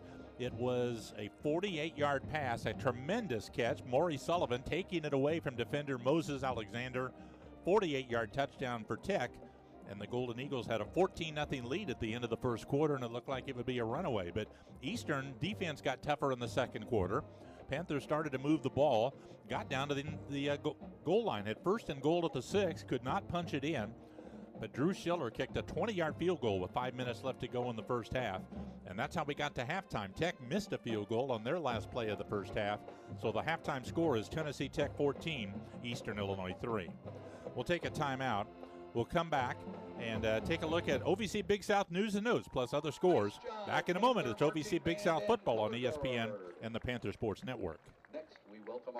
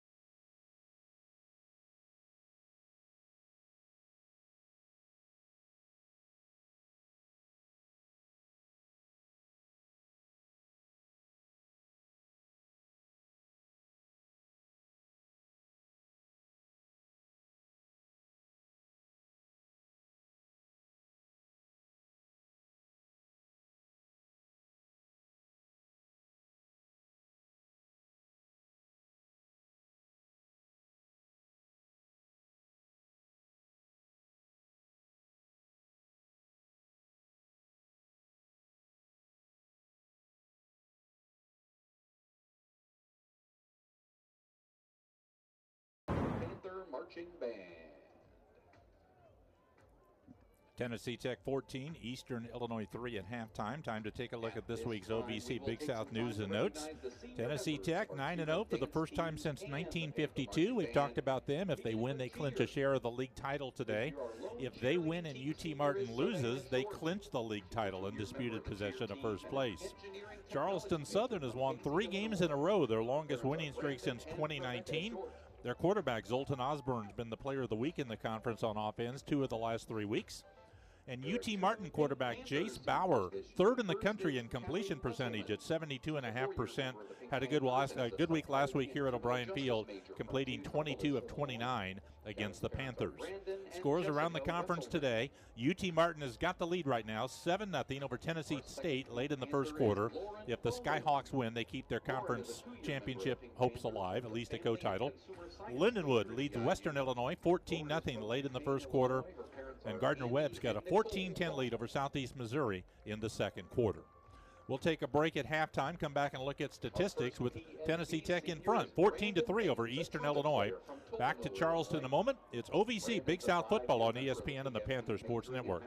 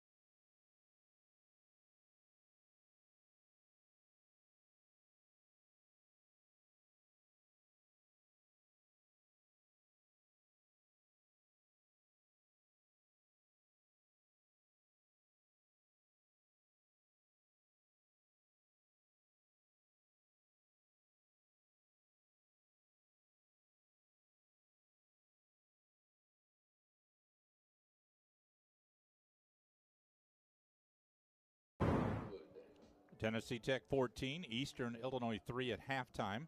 Here's the statistics presented by United Fidelity Bank. United Fidelity Bank serving their communities since 1914. Stats favor Tennessee Tech. They've got 12 first downs to 9 by Eastern. Golden Eagles with 214 yards, 163 for Eastern. Tech had 101 rushing yards, 113 passing. Eastern, 75 rushing yards. That's more than Tech normally gives up in a game. 88 passing yards for Eastern. No turnovers. Tech was 3 out of 5 on third down. Eastern 3 out of 7. Panthers had 3 penalties, 25 yards. Tech 1 penalty for 5. Panthers had the ball about 16 minutes. Tennessee Tech 14 minutes in the first half. Vesperas had 5 carries, 29 yards to lead the rushing for Tech. Charles Kellum had 8 carries for 45 to lead Eastern. Vesperas completed 12 of 16 passes, 113 yards and a touchdown for Tech, led by Maury Sullivan, 3 catches, 64 yards and a touchdown. Cole LaCrue was 8 of 14, 86 yards, and Connor Wolf 1 of 2 for 2 yards for Eastern. Panthers led by Alex Herrera with 3 catches for 40, Darius Smith 3 catches for 28. Mason Miller punted twice, a 42-yard average. Spencer Ashby had 1 punt for 42 yards for Tech. Tennessee Tech, led by Theron Gaines with 5 tackles, and Jawan Nixon had 5 tackles to lead Eastern Illinois. Going to be ready to start the second half. Tech will have the ball first. When we come back, halftime score is Tennessee Tech 14, Eastern Illinois 3. Back in a moment. It's OVC Big South Football on ESPN and the Panther Sports Network.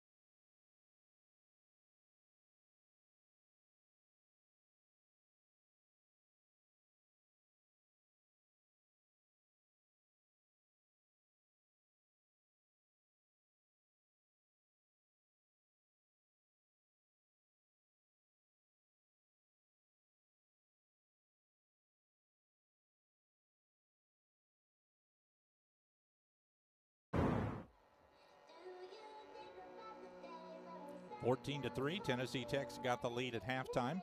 Tennessee Tech trying to go undefeated in the conference if they can win today and then win at home over UT Martin in 2 weeks. There has not been an undefeated team in conference play in the OVC since Jacksonville State did it back in 2017.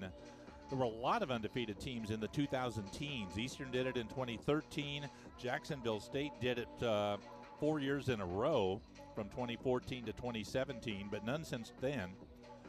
And to speak to what you talked about, Dave, since 2000, 9 OVC teams have gone unbeaten in conference. 6 of the 9 lost their first playoff game. The only ones to win a playoff game, Western Kentucky in 2000 got to the quarterfinals. Eastern Illinois in 2013 got to the quarterfinals.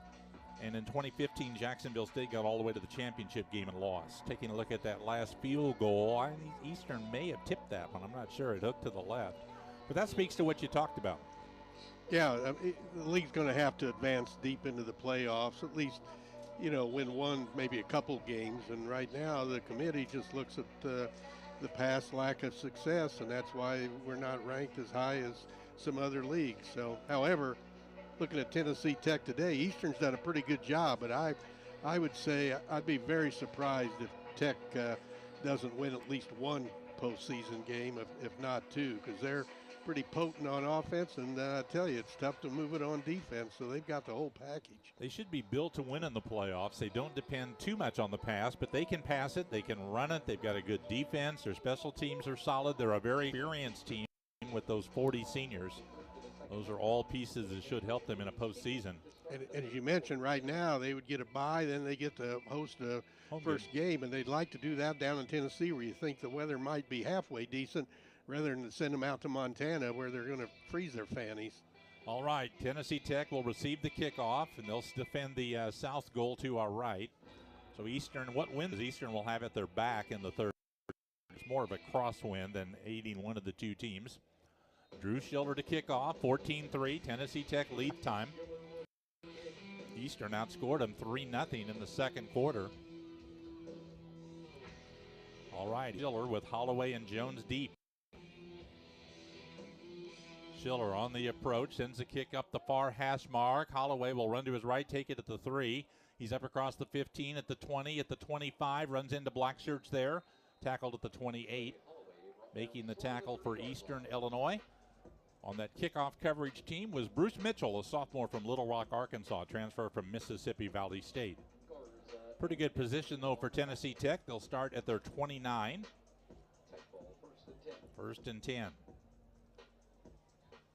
Tech had the ball 4 times in the first half. First 2 were touchdown drives. Third was a 3 and out, and then they drove 13 plays and missed a field goal. So 3 of their 4 drives were long ones.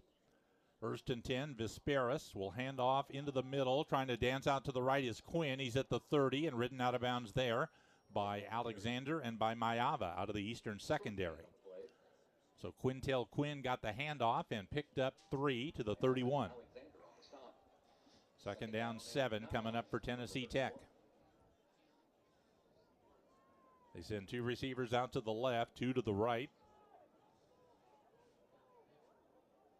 2nd and 7 from their 31-yard line. Vesperis will run a quarterback draw over the left side. He's at the 35 and stopped there. Tylen Foster threw him down with some help from Sam Robles.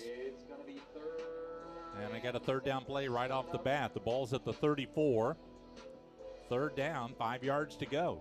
Tech is 3 of 5 on 3rd down, so a chance right now for the Eastern defense to make a stop and get the ball back early in the 3rd. Courtney, the tight end, goes wide right with Holloway. They bring Sullivan wide to the left with Jones. 3rd down and 5. Here's Vesperis out of the shotgun, dropping back to pass. Being chased out to his right. He's going to throw on the run, and it is caught, I think, over there. A catch at the 48 by Holloway. Nice catch on the far sideline, along the sideline. Holloway diving to catch it for a 1st down. Tech very quickly getting lined up to snap it before the play can be replayed. 1st and 10 Tech at their 48 after that 14-yard pass play to Holloway. Back to pass Vesperis. Quick one out on the right. Caught for no gain. good defensive play by Moses Alexander of Eastern. He hit Littles as soon as he caught the ball in the right flat, dumped him for no gain. Back, he lost a yard. Good play by Alexander, the senior transfer from Houston out of Galveston, Texas. He had a season-high 7 tackles for the Panthers last week. Second down, 11 yards to go for Tech at their 47. 2 receivers split out to the left. Vesperas out of the shotgun, looking over the defense. Here's Vesperas, back to pass. Has good protection again, throwing it to the left sideline, incomplete, intended for Sullivan. Coverage by Isaiah Huey of Eastern. It'll be third down coming up. Vesperas from Eatonville, Washington, about 30 miles south of Tacoma, a town of only about 3,000.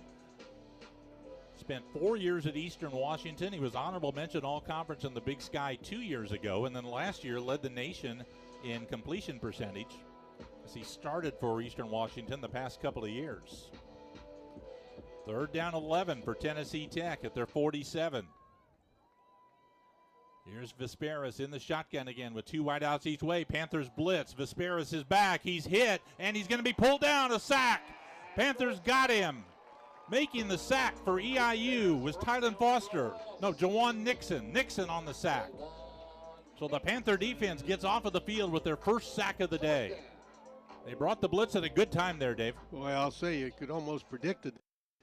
Vesperas just couldn't get outside. He was stuck pretty much back there in the pocket. Spencer Ashby back to punt on 4th and long. Carly and Neal, the freshman return man, looking into the sun, which is low in the sky in the south, makes it tough on the guys looking that direction. Good snap.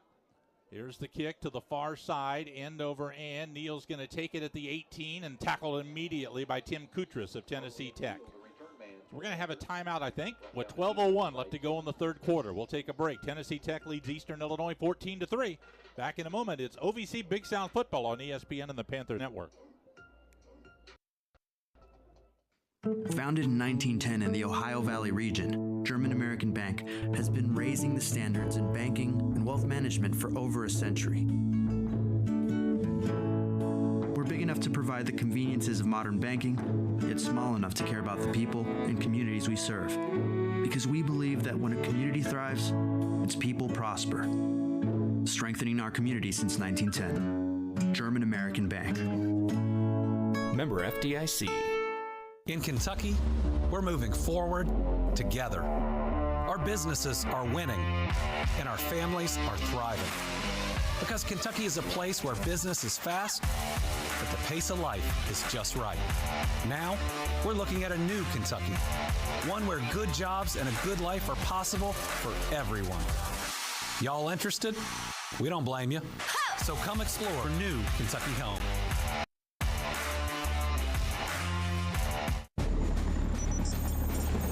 When you're the leader in disaster cleanup and restoration, how do you make like it never even happened happen? Let it rain, Randy! Woo! Yes! By being prepared for anything! Woo! Whatever comes your way, there's a pro for that. Serve Pro, like it never even happened. So if I had to describe Eastern, it's like chill, but yeah, you still have like a lot of stuff to do. Events like First Night, events like Panther Palooza, our Student Involvement Fair, those are just so much fun ways you can see so many people on campus. So right away, you get to impact a group. If you join a club, an activity, you get to actually have a voice right away. You physically embrace the campus and embrace everything about Eastern, and you just learn to love everything about it. Time to send it down again to our sideline reporter, Kaylee Enru. Tennessee Tech senior starting center Drew Wilder was a Panther before transferring to Tech this season. He played for Eastern the last 2 years and was second team all-conference last year. Tech's head coach Bobby Wilder is his father.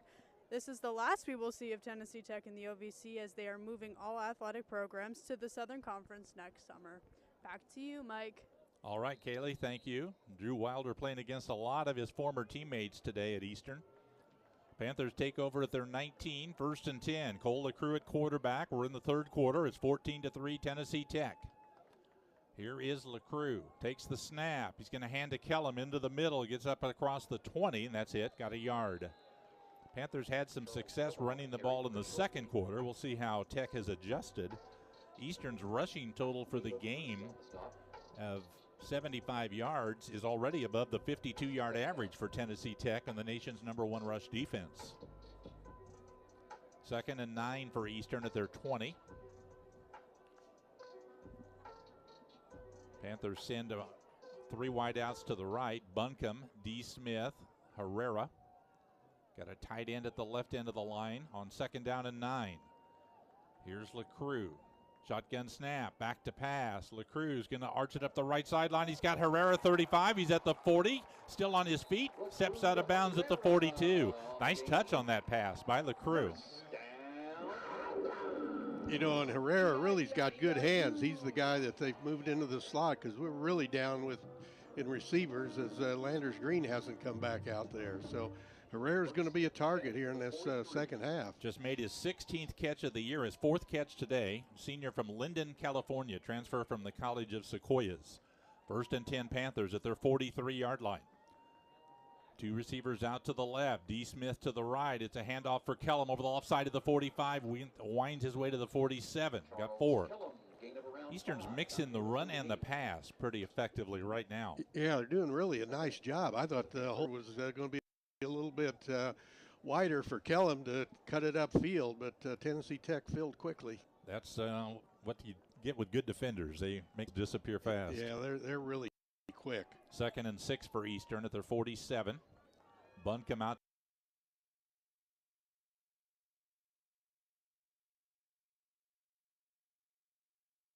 Going to the left sideline, incomplete. Just a little too high for Buncombe.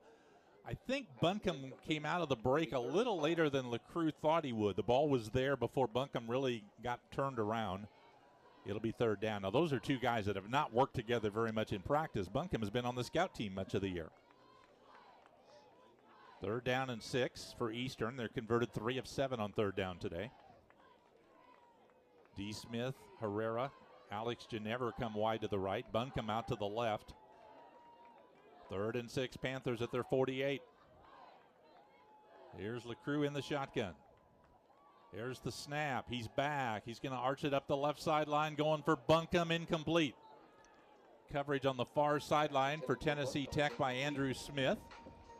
LaCrue overshot Buncombe with the pass a little bit. It'll be 4th down and 6. So the Panthers moved the ball, picked up a 1st down, but now they'll punt and see if Mason Miller can pin them deep. Mason Miller on 40 punts this year. 16 of them have been inside the opponent's 20. And that's what he'll be trying to do here. Trey Holloway standing at his 8 to return this. Miller's had 3 punts blocked, so Panthers have to guard against that. There's the snap, kicks away right down the middle of the field. Holloway throws up the fair catch and makes it at the 8-yard line. So good punt for Miller.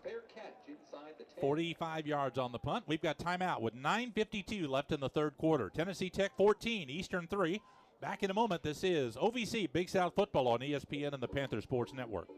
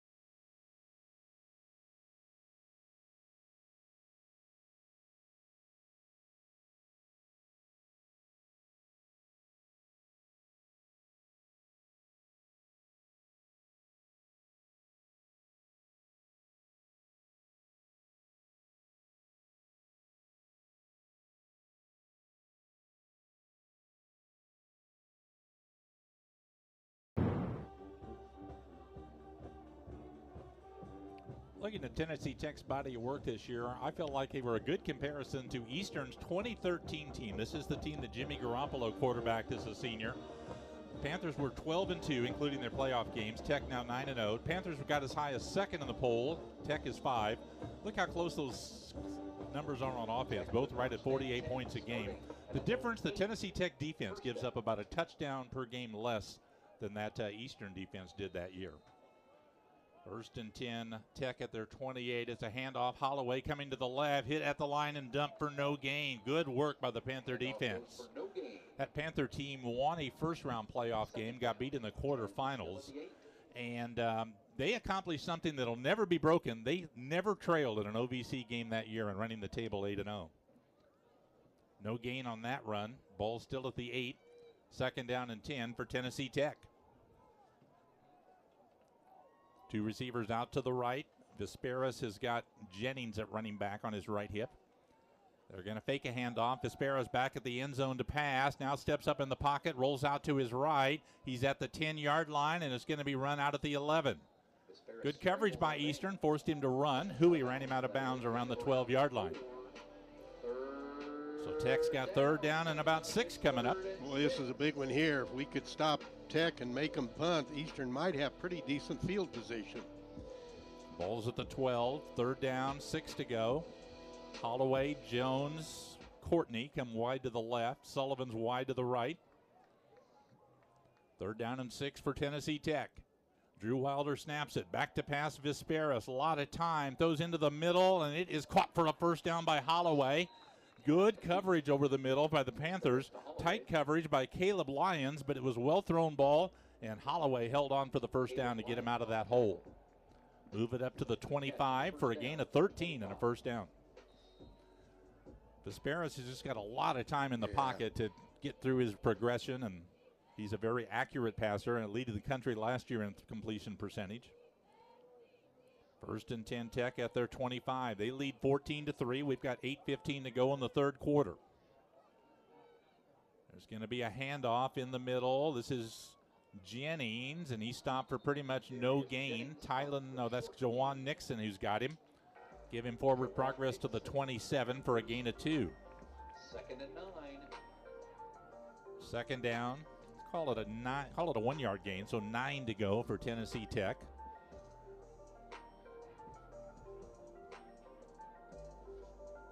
Just about midway in the 3rd. Sullivan splits out to the right, but not far. Again, 4 receivers, but they're all in pretty tight.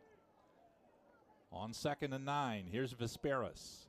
Fake handoff, back to pass, rolling out to his left. Vesperis has a lot of room. He's going to run with it, and he's brought down at the 31. Knowledge Davis there for the stop for Eastern. Tripped up by Nixon. And Jawan Nixon, I think, made the first contact on the play, or a gain of 4 for Vesperis. Here we go again on 3rd down. This will be 3rd and 4 for Tennessee Tech. Timeout for an offensive player injured. Timeout for an offensive player injury, and that is the quarterback, Vesperis, who's over there talking to the trainers in front of the Tennessee Tech bench.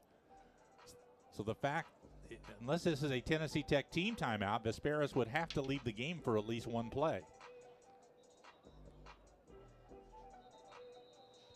Don't think it's a team timeout. We'll see if they bring in their backup quarterback. Here he comes for the first time in a game this year. Richie Munoz from West Covina, California. Transfer from Weber State, where he was the starting quarterback the past year and a half. Now he's the backup at Tech. He hasn't played a down all year. They'll redshirt him this year, and he'll probably be the starter next year. But he comes in with the ball at the 31-yard line. 3rd down, 4 yards to go. Station break. Try to get to that after this key play. Holloway wide to the right. Sullivan to the left on 3rd down and 4. Here's Munoz, the quarterback. Back to pass. Pressure hit. Ball's out. Panthers recover at the 20-yard line. From behind, Nixon got to the quarterback and knocked it out, and Eastern recovers at the 20. So Munoz's first play goes bad. A sack from behind. And EIU has got it on the takeaway. Very smart to bring somebody off the edge there. You've got a very inexperienced quarterback out there. He obviously did not see that play coming, and boy, that was a nice, great field position for Eastern. They will review that, of course, to make sure he wasn't starting his arm forward, but it's a great opportunity if it stands for the Panthers. 1st and 10 at the Tennessee Tech 20. So if Eastern can convert here and make this a one-score game, even a field goal makes it a one-score game. D. Smith to the right with Herrera. Looks like Buncombe wide to the left on 1st down and 10. Jakari Fleming at running back. They're going to fake it to him. Quick pass is too low. Incomplete for Herrera. Bad throw that time by LeCroux. Trying to hit Herrera at the 15 on a sideline and just drilled it right at his feet. No chance at all for Herrera to make that catch. So it's 2nd and 10. LeCroux is 9 of 18 passing for 110 yards today. 2nd and 10 at the 20. Panthers trying to take advantage of a big play by the defense. Give him the ball in the red zone. 2 receivers out to the left, 2 to the right on 2nd and 10. Here's LeCroux out of the shotgun. Back to pass. LeCroux going to throw the middle. It's caught at the 15. It's Ginevra for 5. It'll be 3rd and 5. Jalen Shepard on the stop for Tennessee Tech. First catch for Ginevra, the junior from Wentzville, Missouri. Ball's at the 16. So are we in 4-down territory, or do we go for the field goal if we don't get it? Probably depends on how close they get. But when you go kick that field goal in the first half from the 2, I would think you might kick the field goal again here. We'll see. Ball's at the 16, 3rd and 6. Panthers make the 1st down. We'll have to not worry about that for now. All right, 3rd down. D. Smith goes in motion out to the left on 3rd down. LeCroux rolls out that way. Throws. It's batted by Tennessee Tech, incomplete. Getting his hand on the ball was Xavier Randolph, who went out with an injury in the first half. Made a big play there, batting that pass down. So after the turnover, Panthers not able to advance the ball any, I guess 4 yards. It's 4th down, 6 to go, and the field goal team is on the field. So Drew Schiller, who made a kick in the first half from 20, this will be a 34-yard attempt, close to the center of the field, trying to make this a one-score game with 5:59 to go in the 3rd quarter. Schiller, the redshirt freshman. Good snap, placed down, kick blocked. Kick blocked by Tech, and they'll take it over at their 29-yard line. 5:53 to go in the 3rd, so both teams make a big play. The Panther defense hits a turnover, but the Tech special teams block the field goal, and Tech will have the ball back right about where they were before the turnover. Timeout with 5:53 to go in the 3rd. 14-3, Tennessee Tech on the lead. Back in a moment, it's OVC, Big South Football on ESPN and the Panther Sports Network.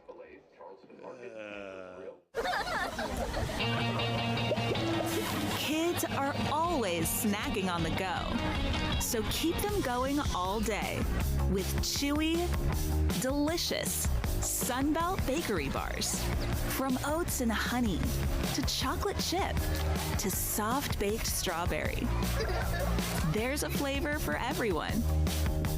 The tastiest flavors under the sun. Sunbelt Bakery Bars. Are you ready to take your money to new heights? Get a flexible high-yield checking account that lets you customize your interest rate so you can keep your finances headed in the right direction. With Elevate Checking from United Fidelity Bank, you're in control of how much you earn. You can raise your rate with a few easy steps. Get more ways to earn more with Elevate Checking and start earning 4.00% APY. Learn more at unitedfidelity.com/elevate or visit your local banking center. It's the excitement of the crowd, the crack of a bat, the sound of your own heartbeat, the roar of the engines. The spirit of competition runs deep here, from the dirt track to the cheap seats. Whether you're screaming from the stands or taking your place in the limelight, Southern Illinois is your ticket to all the action. In sports venues and recreational facilities for whatever your obsession is. Come to cheer, come to challenge yourself, but discover so much more when you visit SI.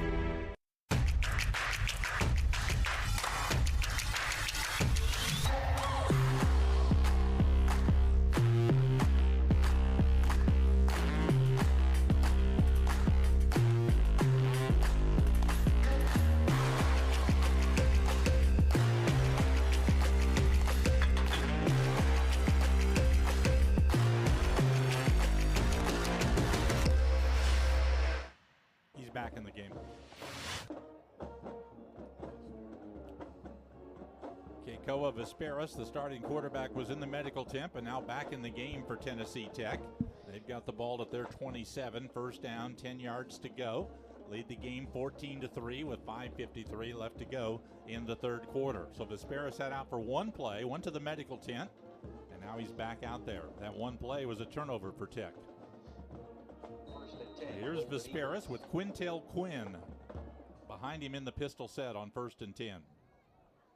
Holloway in motion. They give it to Quinn over the left side. Good hold at the 30, 35, 40. Breaking tackles all the way to the 47.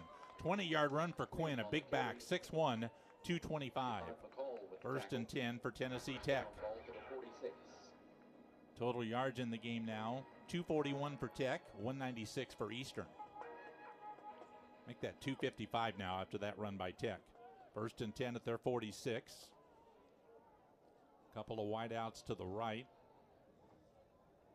They send Holloway in motion. They pitch it ahead to him at the 45, turns it up at the 50, has room at the 40, and runs out of bounds at the 38. Another good gain for Tech of about 15 yards on what will be a completed pass. That little pitch forward to Holloway.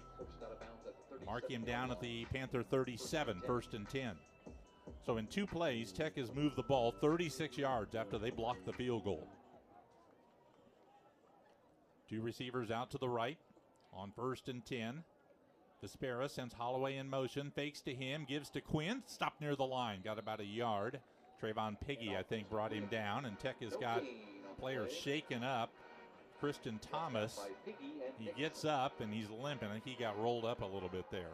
He's pretty animated as he goes back to the huddle. 1-yard gain for Quinn to the 36. Make it no gain on the play, 2nd and 10. Littles has come in the game now at running back for Tech. Holloway wide right, Sullivan wide left. 2nd down, back to pass Vesperis, going to loop it into the middle. It is intercepted! Moses Alexander cut it off and picked it off at the 13-yard line. Only the 4th interception thrown this year by Vesperis. That's a really nice defensive play, Dave, by Alexander. Boy, I tell you, he looked like a center fielder making a big move out there, and that was certainly an indication that he was right on the money and knew right where Vesperis was targeting a receiver. Pass intended for Sullivan, and Alexander undercut the route and made his 2nd interception of the year, 3rd of his career. Comes with 4:14 to go in the 3rd, and 2 straight turnovers for Tennessee Tech. They came into this game +1 on turnovers. I'm sorry, +5 on turnovers. Now they're +3 for the season. 1st and 10, Eastern handoff to Kellum, trying to take it outside, finds room at the 15, up to the 20, tackle to the 21. Kellum picked up about 8 yards on that run. It'll be 2nd and 2 coming up. And we've got an injured Panther, it looks like. And that's, guess what, a receiver. D. Smith gets up. He has a helmet off. He's got his helmet in his hand. He's jogging off, so looks like he's going to be okay. Taking a look at the title picture in the OVC Big South, Tech has got a 1.5 game lead over UT Martin at the start of the day. Tech has a non-conference game next week at Kentucky. Martin plays Charleston Southern. So if Martin wins today, wins again next week, the worst they can be is 1 game out on the last day of the season, and they play at Tennessee Tech on Saturday, November 22nd, where Martin could still tie them for the title and get the playoff bid. That's probably the only way Martin can make the playoffs, is to get to a tie and get the automatic bid. 2nd down and 2 for Eastern. Quarterback draw by LeCroux into the middle, picks his way forward, got the 1st down with a 4-yard gain to the 25. 1st and 10 in favor of Eastern, or Tennessee Tech, or 1st and 10 for Eastern. Tennessee Tech's got the lead in the game, 14-3. D. Smith, after sitting out 1 play, is back on the field for Eastern. 3:15 to go 3rd quarter. Eastern Illinois ball at their 25. It's 56 degrees right now in Charleston. Pretty nice day for early November in this part of the world. 1 receiver out to the left, 2 to the right for Eastern on 1st and 10. Back to pass LeCroux, pressure in his face. He's going to dodge the rush and run with it. He's at the 25, gets outside to the 30, 35, close to a 1st down. See where they spot this. That was LeCroux pretty much on his own, looking like he might be sacked. Got out of the pocket, outran a defender in the secondary. 11-yard gain and a 1st down. Nice run for LeCroux, the sophomore from Broomfield, Colorado. This is why really it's been LaCrue's game. He can avoid pressure where, as we said earlier, Connor's more of the drop back. So LaCrue's certainly going to see the majority of this playing time the rest of this game. LaCrue's passing has been better the last 2 weeks, too. 1st and 10 at the 36. Here's LaCrue. Shotgun snap, fake handoff, pass into the middle, caught at the 45. Smith broke a tackle to the 50 to the 47 of Tech. Another nice throw for LaCrue to Darius Smith, who made his 4th catch, a slant pattern. Smith shaken up again, down where he was tackled at the 47-yard line on his hands and knees. Second time he's been down in the last 4 plays. And again, Eastern is really short-handed at receiver. Their number 1 receiver, Cooper Willman, out for the rest of the year. Their number 2 receiver, C.J. Nelson, out with an injury today. And now their other veteran receiver, D. Smith, is down, being attended to by the trainers for EIU. Smith gets up, the senior from Lexington, Kentucky, and he's walking off pretty much unassisted. So we'll see if he can bounce back. So we'll see who the Panthers have at receiver here. It's getting awfully thin. Carly and Neal is out there. He's a freshman. He's had 3 catches this year, but none in the last half dozen games. They've got 2 tight ends, Ginevra and Herrera, and the other one is Saraz Bunkum, who has not caught a pass this year. He's a sophomore. He comes wide to the, let's see, Jose's out there rather. Kenny Jose wide to the right, Neal wide to the left. 1st and 10 Panthers. Here's the snap. They're going to hand to Kellum in the middle. Angles right, has some room outside of the 45. Kellum at the 40-yard line. Pulled down to the 36. Got another 11 yards. All of a sudden, Eastern finding a little bit of room to run on the outside. 11 there for Kellum. He's up to 70 yards rushing. That run puts him over 1,000 yards in his career, which includes 3 years at Akron before he transferred to Eastern. Tackle made by Gavin Bryson of Tennessee Tech. Panthers on the move with 1:15 to go in the 3rd quarter. 1st and 10 at the Tennessee Tech 36. 1 receiver to the right, 2 to the left. LaCrue looking over the defense on 1st and 10. Takes the snap, back to pass, pressure in the middle. LaCrue looks to run with it. There he goes at the 35, cuts to his right, trying to get outside. He does at the 30, and he's out of bounds there for a gain of 6. Now they're going to spot him a little further back, closer to the 32. Second down. But again, he avoided what could have been a disastrous sack. Tech's only got 2 sacks today, and that's simply because of LaCrue's escapability in the pocket. They could have easily had more.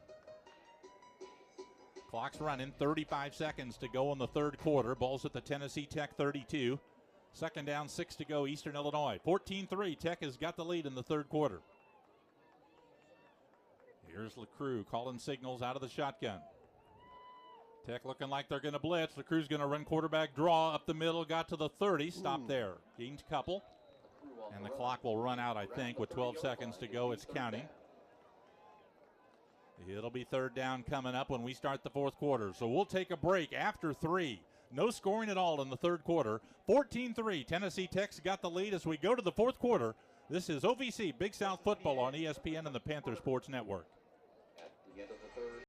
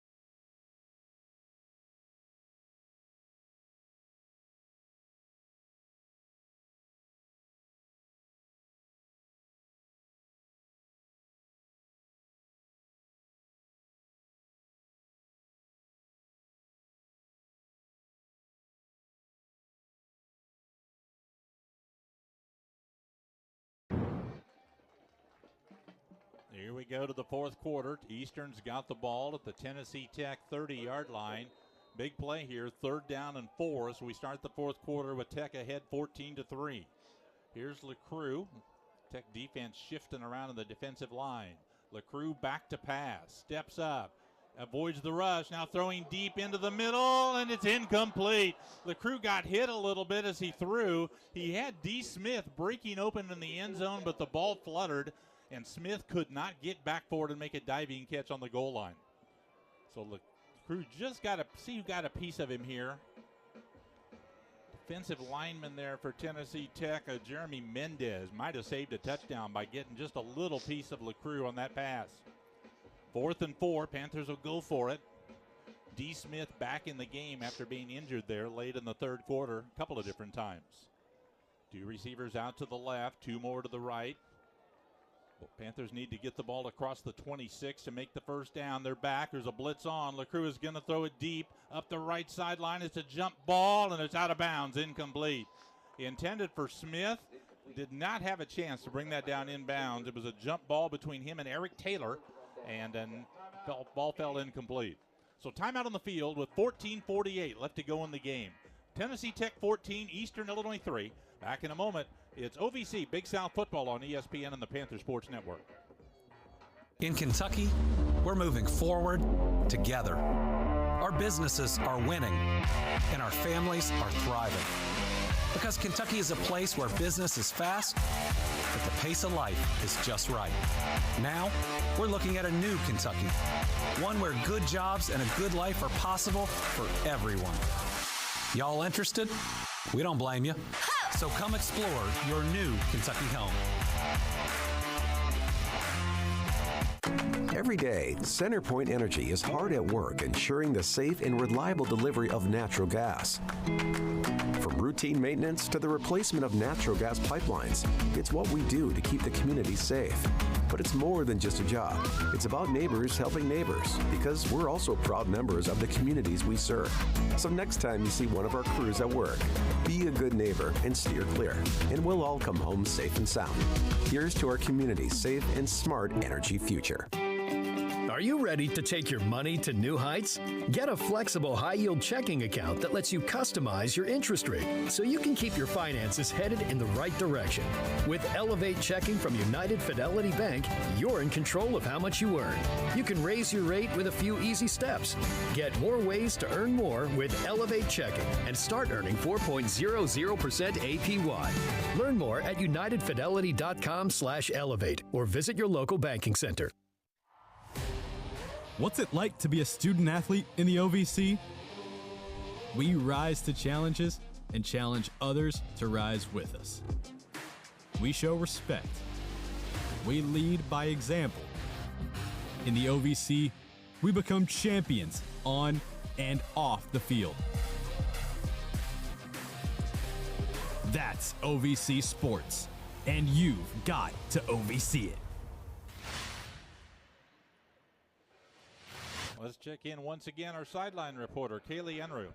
Today, EIU's football team honored 14 senior class Panthers who will be moving on to the new chapters of their lives. Half of these players spent their entire careers at Eastern, and 9 of them first received undergraduate degrees. This group carries many accolades, including first team All Big South OVC football, academic All-District honor by College Sports Communicators, and a 2-time winner of the OVC Academic Medal of Honor. Back to you, Mike.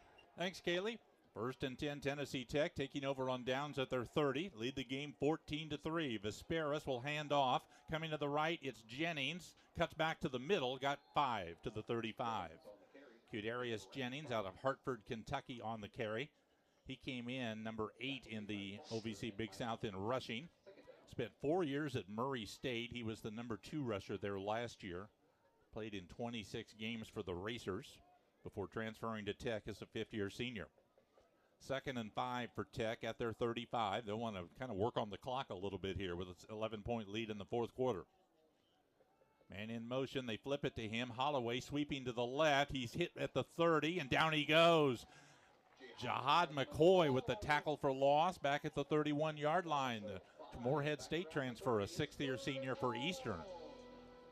So the Panther defense has really locked Tech down since the end of the first quarter in this game. Loss of 5 on that run. Third down. 10 yards to go for Tech at their 30.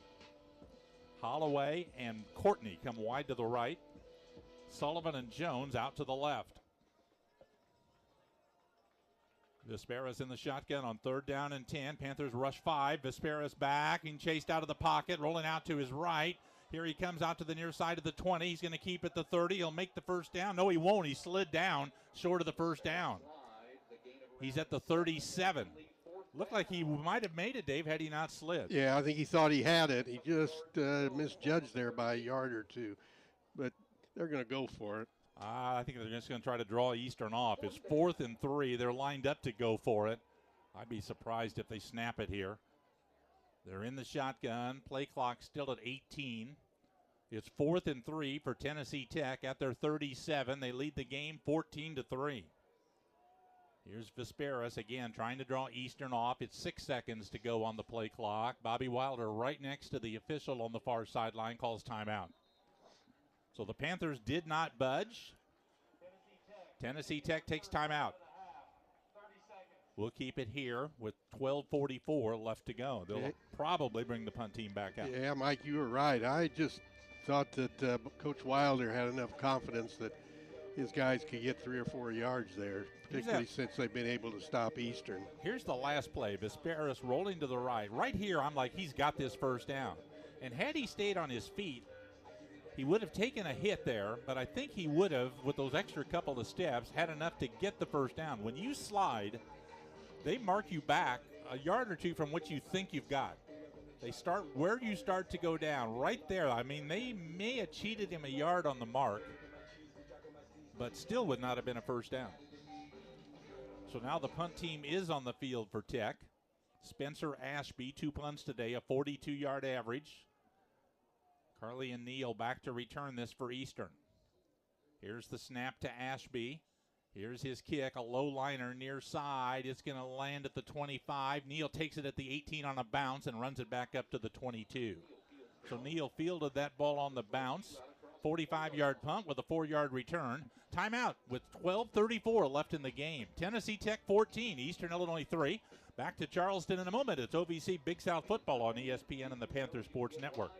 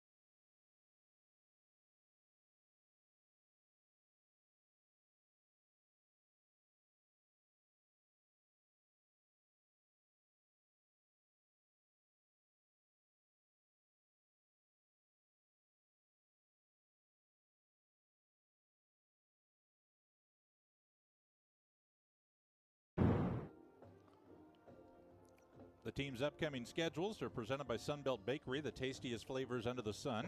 Only 2 games left to go in the regular season. Tennessee Tech goes to Kentucky next week, and then they've got UT Martin in their home game to end the season.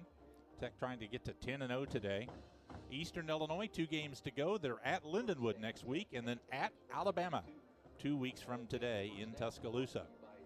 Alabama's playing LSU tonight. Their fans hoping they're not looking ahead to Eastern too much for that LSU game tonight. Wide to the left is Neal. 3 wide outs to the right on 1st and 10 for Eastern at their 22. Cole LaCruz still the quarterback. Tech has guys jumping around on the line of scrimmage. They're going to hand off, and it was a keep by LaCruz to the right off a fake handoff, and he pulls a tackler with him. Might have lost the ball, but I think Eastern got it back. LaCruz fumbled the ball, but the Panthers have recovered close to the original line of scrimmage. Alex Herrera made the recovery. No gain on the run by LaCruz. It'll be 2nd and 10. I think LaCruz ran right into where Tennessee Tech shifted their guys. Since the end of the half, Eastern's outgained Tech 90-71 in the second half. Plus Tech's had 2 turnovers, but no scoring by either team in the second half. 2nd and 10 Panthers at their 22. Jakari Fleming's in the game at running back. Here's back to pass LaCruz. Going to throw it to the left side, and it is batted into the air, incomplete, nearly intercepted. Intended for Joe McNabb. He was tightly covered by Calvin Crummy, and the ball got batted high into the air in the middle of the field, but nobody was close enough to pick that off. So it'll be 3rd and 10. Panthers have not moved it at all on the first 2 snaps, and with 11:46 to go, they've got a big 3rd down play. They're 3 of 10 on 3rd down. Tennessee Tech's defense, 3rd in the country in 3rd down defense. Ball at the right hash mark at the 22. 3 receivers out to the left, 1 to the right on 3rd and 10. Here's LaCruz, drops back, 4-man rush. LaCruz steps up, avoids the rush. He's going to keep it at the 20. Weaving around to the 25, comes upfield 30, gets a 1st down out of bounds at the 35.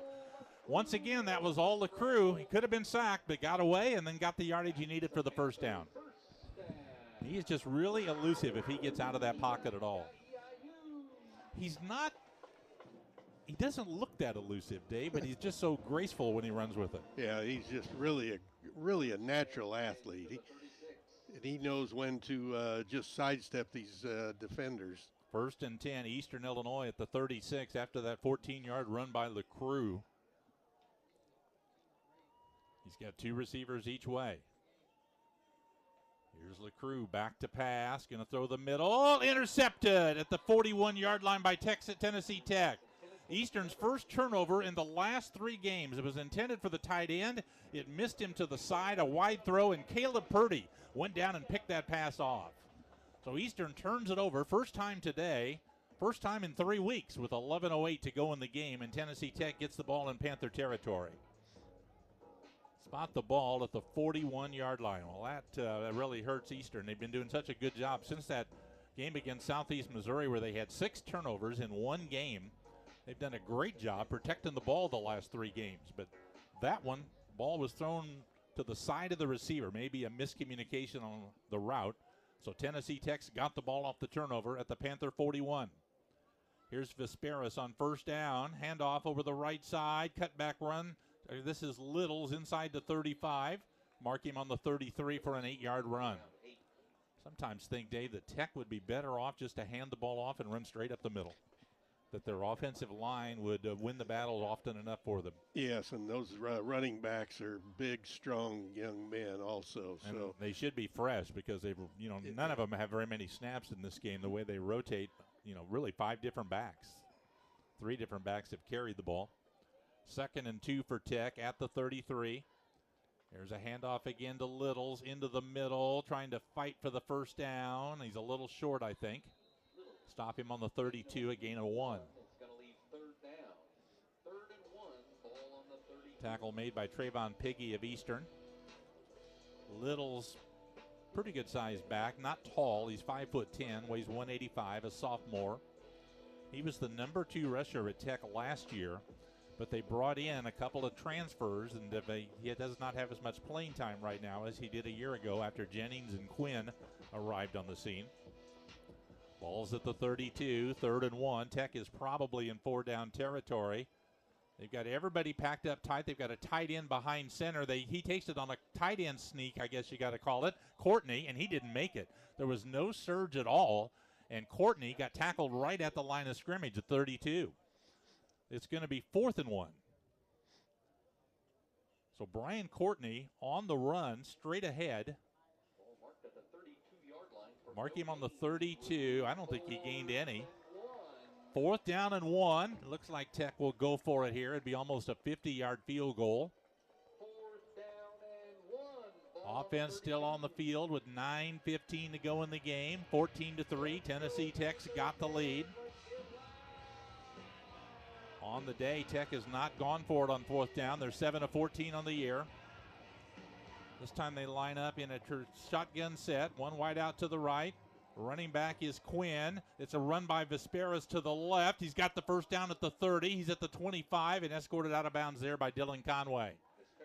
And a player shaken up back at the line of scrimmage for Tennessee Tech. So Vesperas started up the middle, broke it to the outside, picked up the first down on the scamper with 8:51 left to go in the game. And Tennessee Tech has got an injury timeout for one of their offensive linemen. That is Wes Delk, who is down. One of the Delk brothers, Alex and Wes. We're going to have a timeout. 8:51 left to go in the game. 14-3. Tennessee Tech leads the game. We'll be back in a moment. It's OVC Big South Football on ESPN and the Panther Sports Network.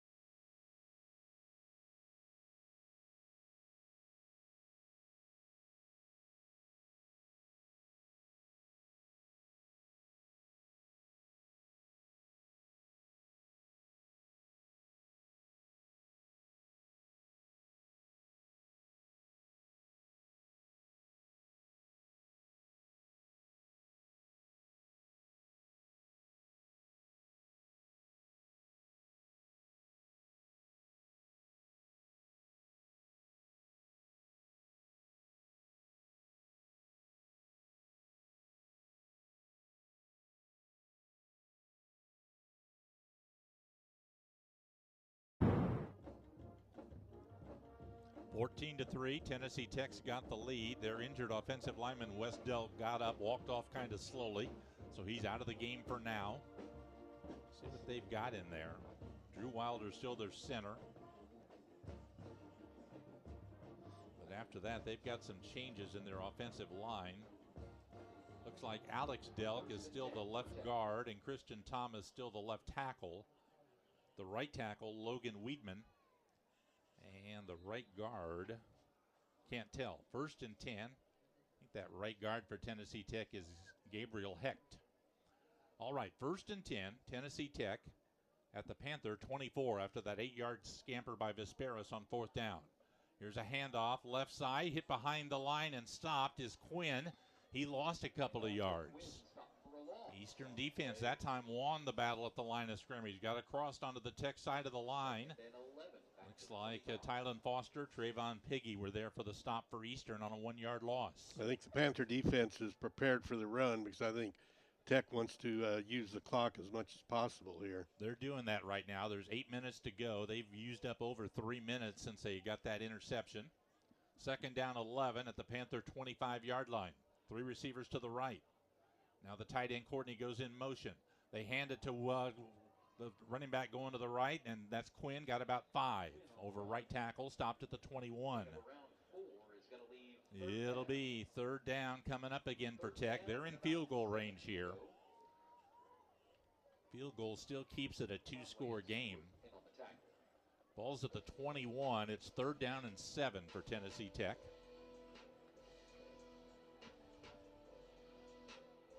Trying to get to 10-0. Trying to clinch at least a share of the OVC Big South title. UT Martin is winning their game at Tennessee State today. All right, third and 7, a pistol set with Quinn behind the quarterback. Quinn takes the handoff up the middle, runs into a wall of black shirts. Might have got a yard. Now he's pushed back. Panthers were ready for him in the middle. Jordan Stewart is there. Tylen Foster, Piggy are both there. That almost looked like a run to set up a field goal try. No gain on the carry. It's 4th and 7, and the field goal team is on. Dom LeBlanc had one attempt late in the first half. It was a miss. This will be a little bit longer attempt here. This will be a 39-yard try. LeBlanc 7 for 10 this year. His long kick is 47. Play clock down to 4. Tech having to hustle a little bit to get set up, and they're going to have to take time out. They had an offensive lineman who was late coming out. Perhaps that Delk injury means they had to sub on their field goal team. So anyway, they had to take a timeout or they were going to get a delay of game penalty. They're down to 1 timeout to go. 6:21 left to go in the game. 14-3 Tennessee Tech. We've had no scoring in the second half. Tech has not scored since the first quarter. We said at the beginning of the day they'd scored in 30 of the first 37 quarters, but they've not scored in the last 2. So the Eastern defense has done a good job today. And the only Eastern defense is backed up a little bit now simply because the offense turned it over in Panther territory. Okay, this is going to be a 38-yard try. The holder is Cole Thompson. Hayden Rigsby to snap it. There's a high snap. They get it down. The kick is up, and the kick is not good. He missed it again wide to the left. LeBlanc didn't get a real clean contact on that one either. So he's 0 for 2 today. We're still got a 14-3 game with 6:16 left to go. Well, we'll see if the Panther offense can get in gear and move the ball down the field. They need 2 scores. Cole LeCroux back out at quarterback. LeCroux has rushed today for 52 yards. He's passed for another 130. So he's got about 180 yards of total offense. Herrera, Ginever, Smith wide to the right. Carly and Neal wide left on 1st and 10. Panthers at their 21. LeCroux hands off. Kellum, cutback run up the middle across the 25, carrying guys with him to the 30. 9 for Charles Kellum, who's getting up about 80 yards rushing on the day now. It'll be 2nd down and 1. Panthers have got to be a little bit aware of the clock here. They cannot take too much time. And, of course, Tech wants Eastern to keep it on the ground also. Neal and Herrera go wide right. Smith wide to the left on 2nd and 1. Good play to take a shot on. Instead, they hand off to Kellum in the middle, trying to pick his way forward. Got nothing. Stop for no gain. Making the tackle for Tennessee Tech in the middle was Theron Gaines, their senior linebacker from Murfreesboro, Tennessee. 6'1", 237. All right, 3rd and 1 coming up for Eastern. Panthers have the ball at their 30. We're down to 5:20 to go. Eastern's got all 3 timeouts remaining. Smith wide to the right. Neal wide to the left. LeCroux signaling to Neal, who went wide. LeCroux brings him back in much closer now. 3rd and 1. Here's the handoff up the middle. It is Kellum, and it's a penalty flag on the play. Kellum got stopped for no gain. Flag thrown by the referee behind the offensive line as Kellum got stopped right in the middle for no gain. They're checking with the Tennessee Tech sideline. It's against Eastern, it looks like. Holding. Offense number 54. It's a 10-yard penalty. Still 3rd down. Nick DeSanto got called for holding. So it's a 10-yard penalty. Instead of 4th and 1, it'll be 3rd and 11 for Eastern. It'll move them back to the 20-yard line. Exactly 5 minutes to go. Eastern today, 4 penalties, 35. Tennessee Tech, a fairly highly penalized team normally at 66 yards a game. 1 penalty today for 5 yards. That was one of your keys, wasn't it, Dave? It was. We didn't get to that one, but boy, they really tightened down today and played very, very fundamentally sound football. All right, 3rd and 11 for Eastern at their 21. Here's Neal wide to the left, 2 wide outs that way as well, so there's 3 to the left. Here's back to pass LeCrue, going to throw to the middle, caught by Herrera, but he's way short of the first down at the 24. Herrera made the catch in traffic, had no chance to run with it at all. And see what Eastern's going to do here. It's 4th down and 6 at their 24. Offense staying on the field with 4:20 to go. Panthers, I think, are going to go for it. Kind of rolling the dice here. Feel like if they have to punt it here, they're not going to have enough time to get 2 scores after that. So they're going for it. Neal wide right with Ginever and Herrera. D. Smith wide left on 4th and 6 at the 24. LeCrue takes the snap, fumbles the snap, trying to pick it up, still trying to pick it up. He's tackled. Tech scoops it up and runs it in for a touchdown. LeCrue never could pick it up. Gaines finally scooped it up and returned it about 10 yards for the 5th defensive touchdown this year for Tech. And that will break the game open here. It's now 20-3 in favor of Tennessee Tech. Well, LeCrue, I think Dave probably looked upfield before. It was a good snap before he had it.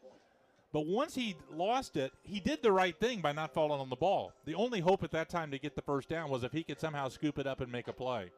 He couldn't. Gaines did scoop it up and returned it 10 yards for a touchdown that should seal the deal for Tennessee Tech. Comes with 3:50 left to go in the game. The 5th defensive touchdown for Tennessee Tech, a 10-yard fumble recovery by Gaines. And now LeBlanc will try the point after touchdown. 3:50 to go. There's the snap. LeBlanc's kick is up, and that kick is good. We'll keep it here. It's now Tennessee Tech 21, Eastern Illinois 3. So the Tech offense not able to score in the second half, actually the last 3 quarters, but the defense gets a score, which is a pretty common thing for them this year, as we've talked about. Missed opportunities for the Panthers today, Dave. They've been in the red zone a couple of times, but only have 1 field goal to show for it. Really, the big miss was in the 3rd quarter when they took over on the fumble at the 20 and ended up getting a field goal attempt. Didn't move the ball, got a field goal attempt blocked. Yeah, overall, felt like they moved the ball, fairly well at times, as you alluded to.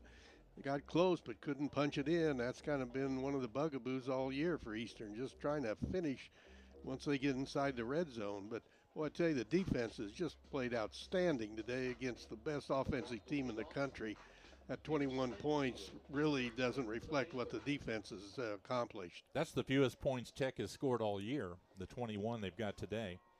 The most they've given up in a game is 21. That was last week to Gardner-Webb. And the fewest they've scored in a game before today was 27. So it's pretty hard not to be undefeated when that happens.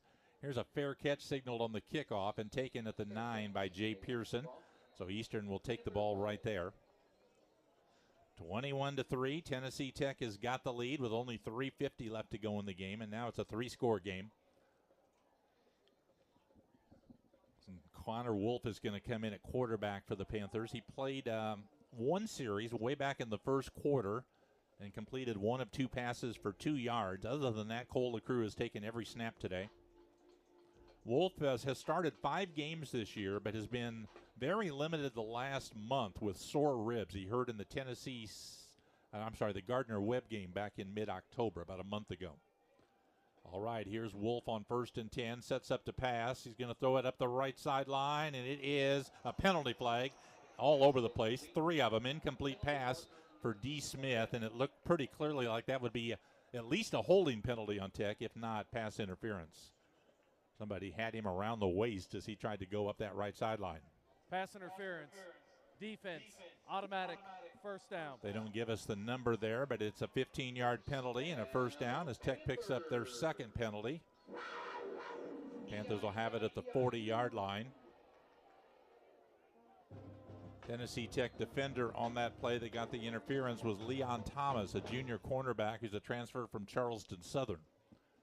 First and 10, Panthers at their 40. Wolf to pass. Panthers pick up a blitz. Wolf rolls to his right. They grab him and sack him at the 39. Gaines with the sack.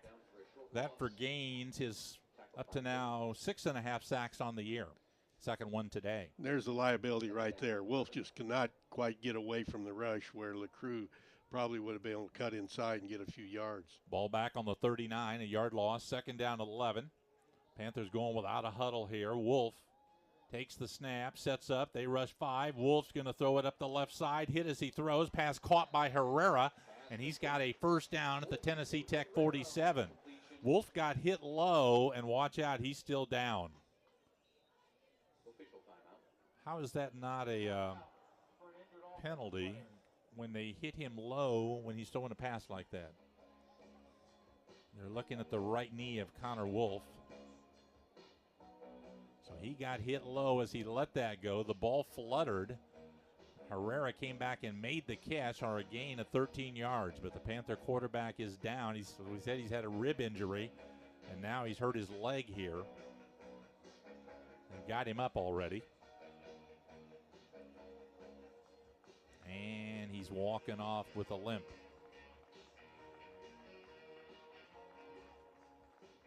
A 13-yard pass to Herrera. That's his 6th catch today. For 81 yards for Alex Herrera.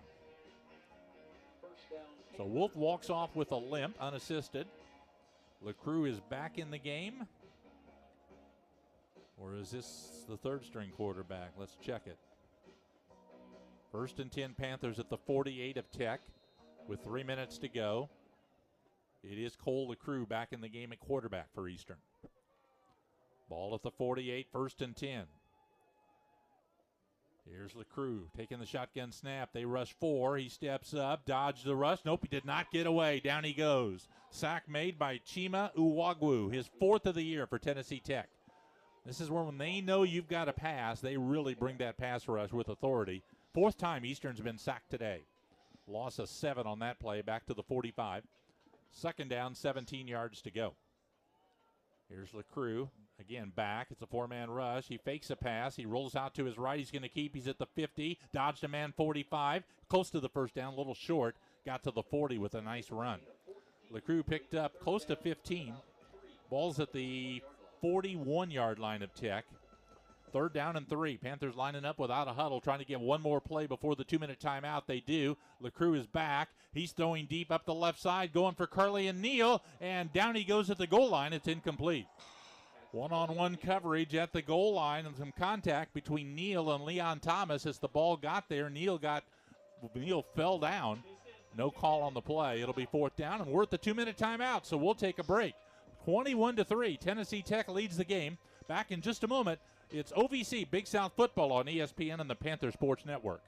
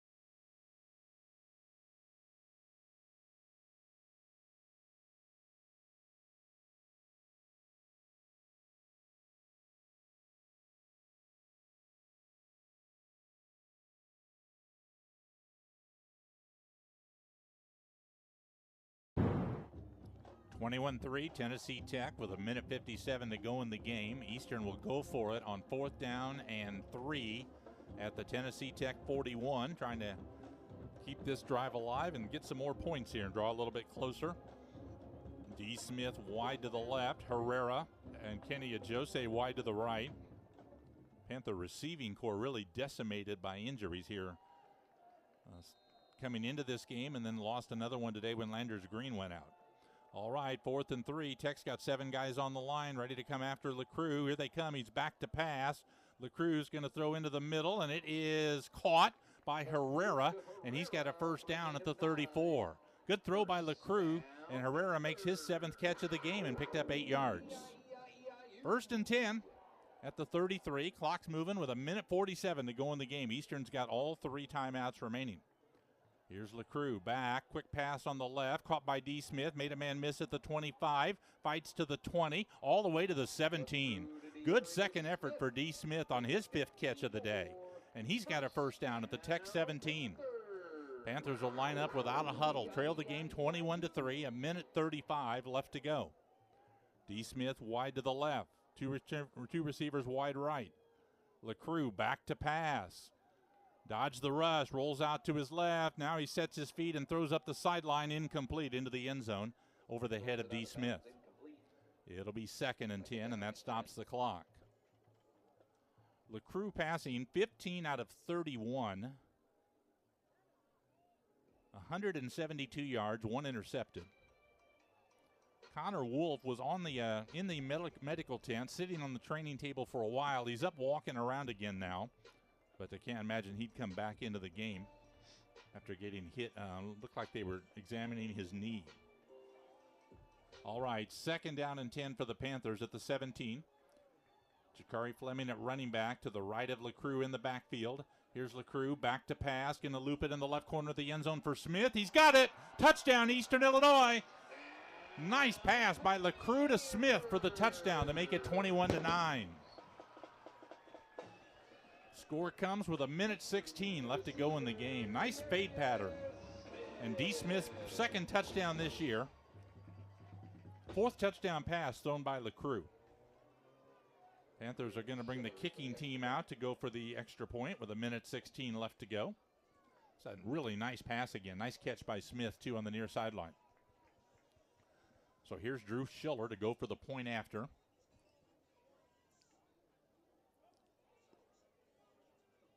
Mason Miller, the punter, will be the holder. Schiller's first extra point try today. Good snap, kicks up, and the kick is, missed it. He missed it. 2nd week in a row, he's missed an extra point. So still 21-9 with a minute 16 left to go. We'll keep it here. That drive for the Panthers in the 2-minute drill, they go 75 yards in 9 plays. Used up 2.5 minutes. Cole LeCrue today, good numbers, 16 of 32, 50% passing. The completion percentage is probably his biggest issue, the lower percentage. But 189 yards passing, that's a career high. 1 touchdown, 1 intercepted. He's got 248 yards of total offense, 189 passing, and 59 more rushing. Keep in mind, again, we say LeCrue's a sophomore. He's been to Wisconsin, but he's a beginner, really. He had never taken a snap at Wisconsin in 2 years. So the first snap he took was at Eastern here in the opener. And the same with Connor Wolf, who's a redshirt freshman and has been at Eastern both years. All right, Panthers have the onside kick group on the field. Schiller ready to kick it. Looks like he's going to kick to his right, but all the guys are lined up to his left. Some of those will have to go in motion to the right here before he kicks it.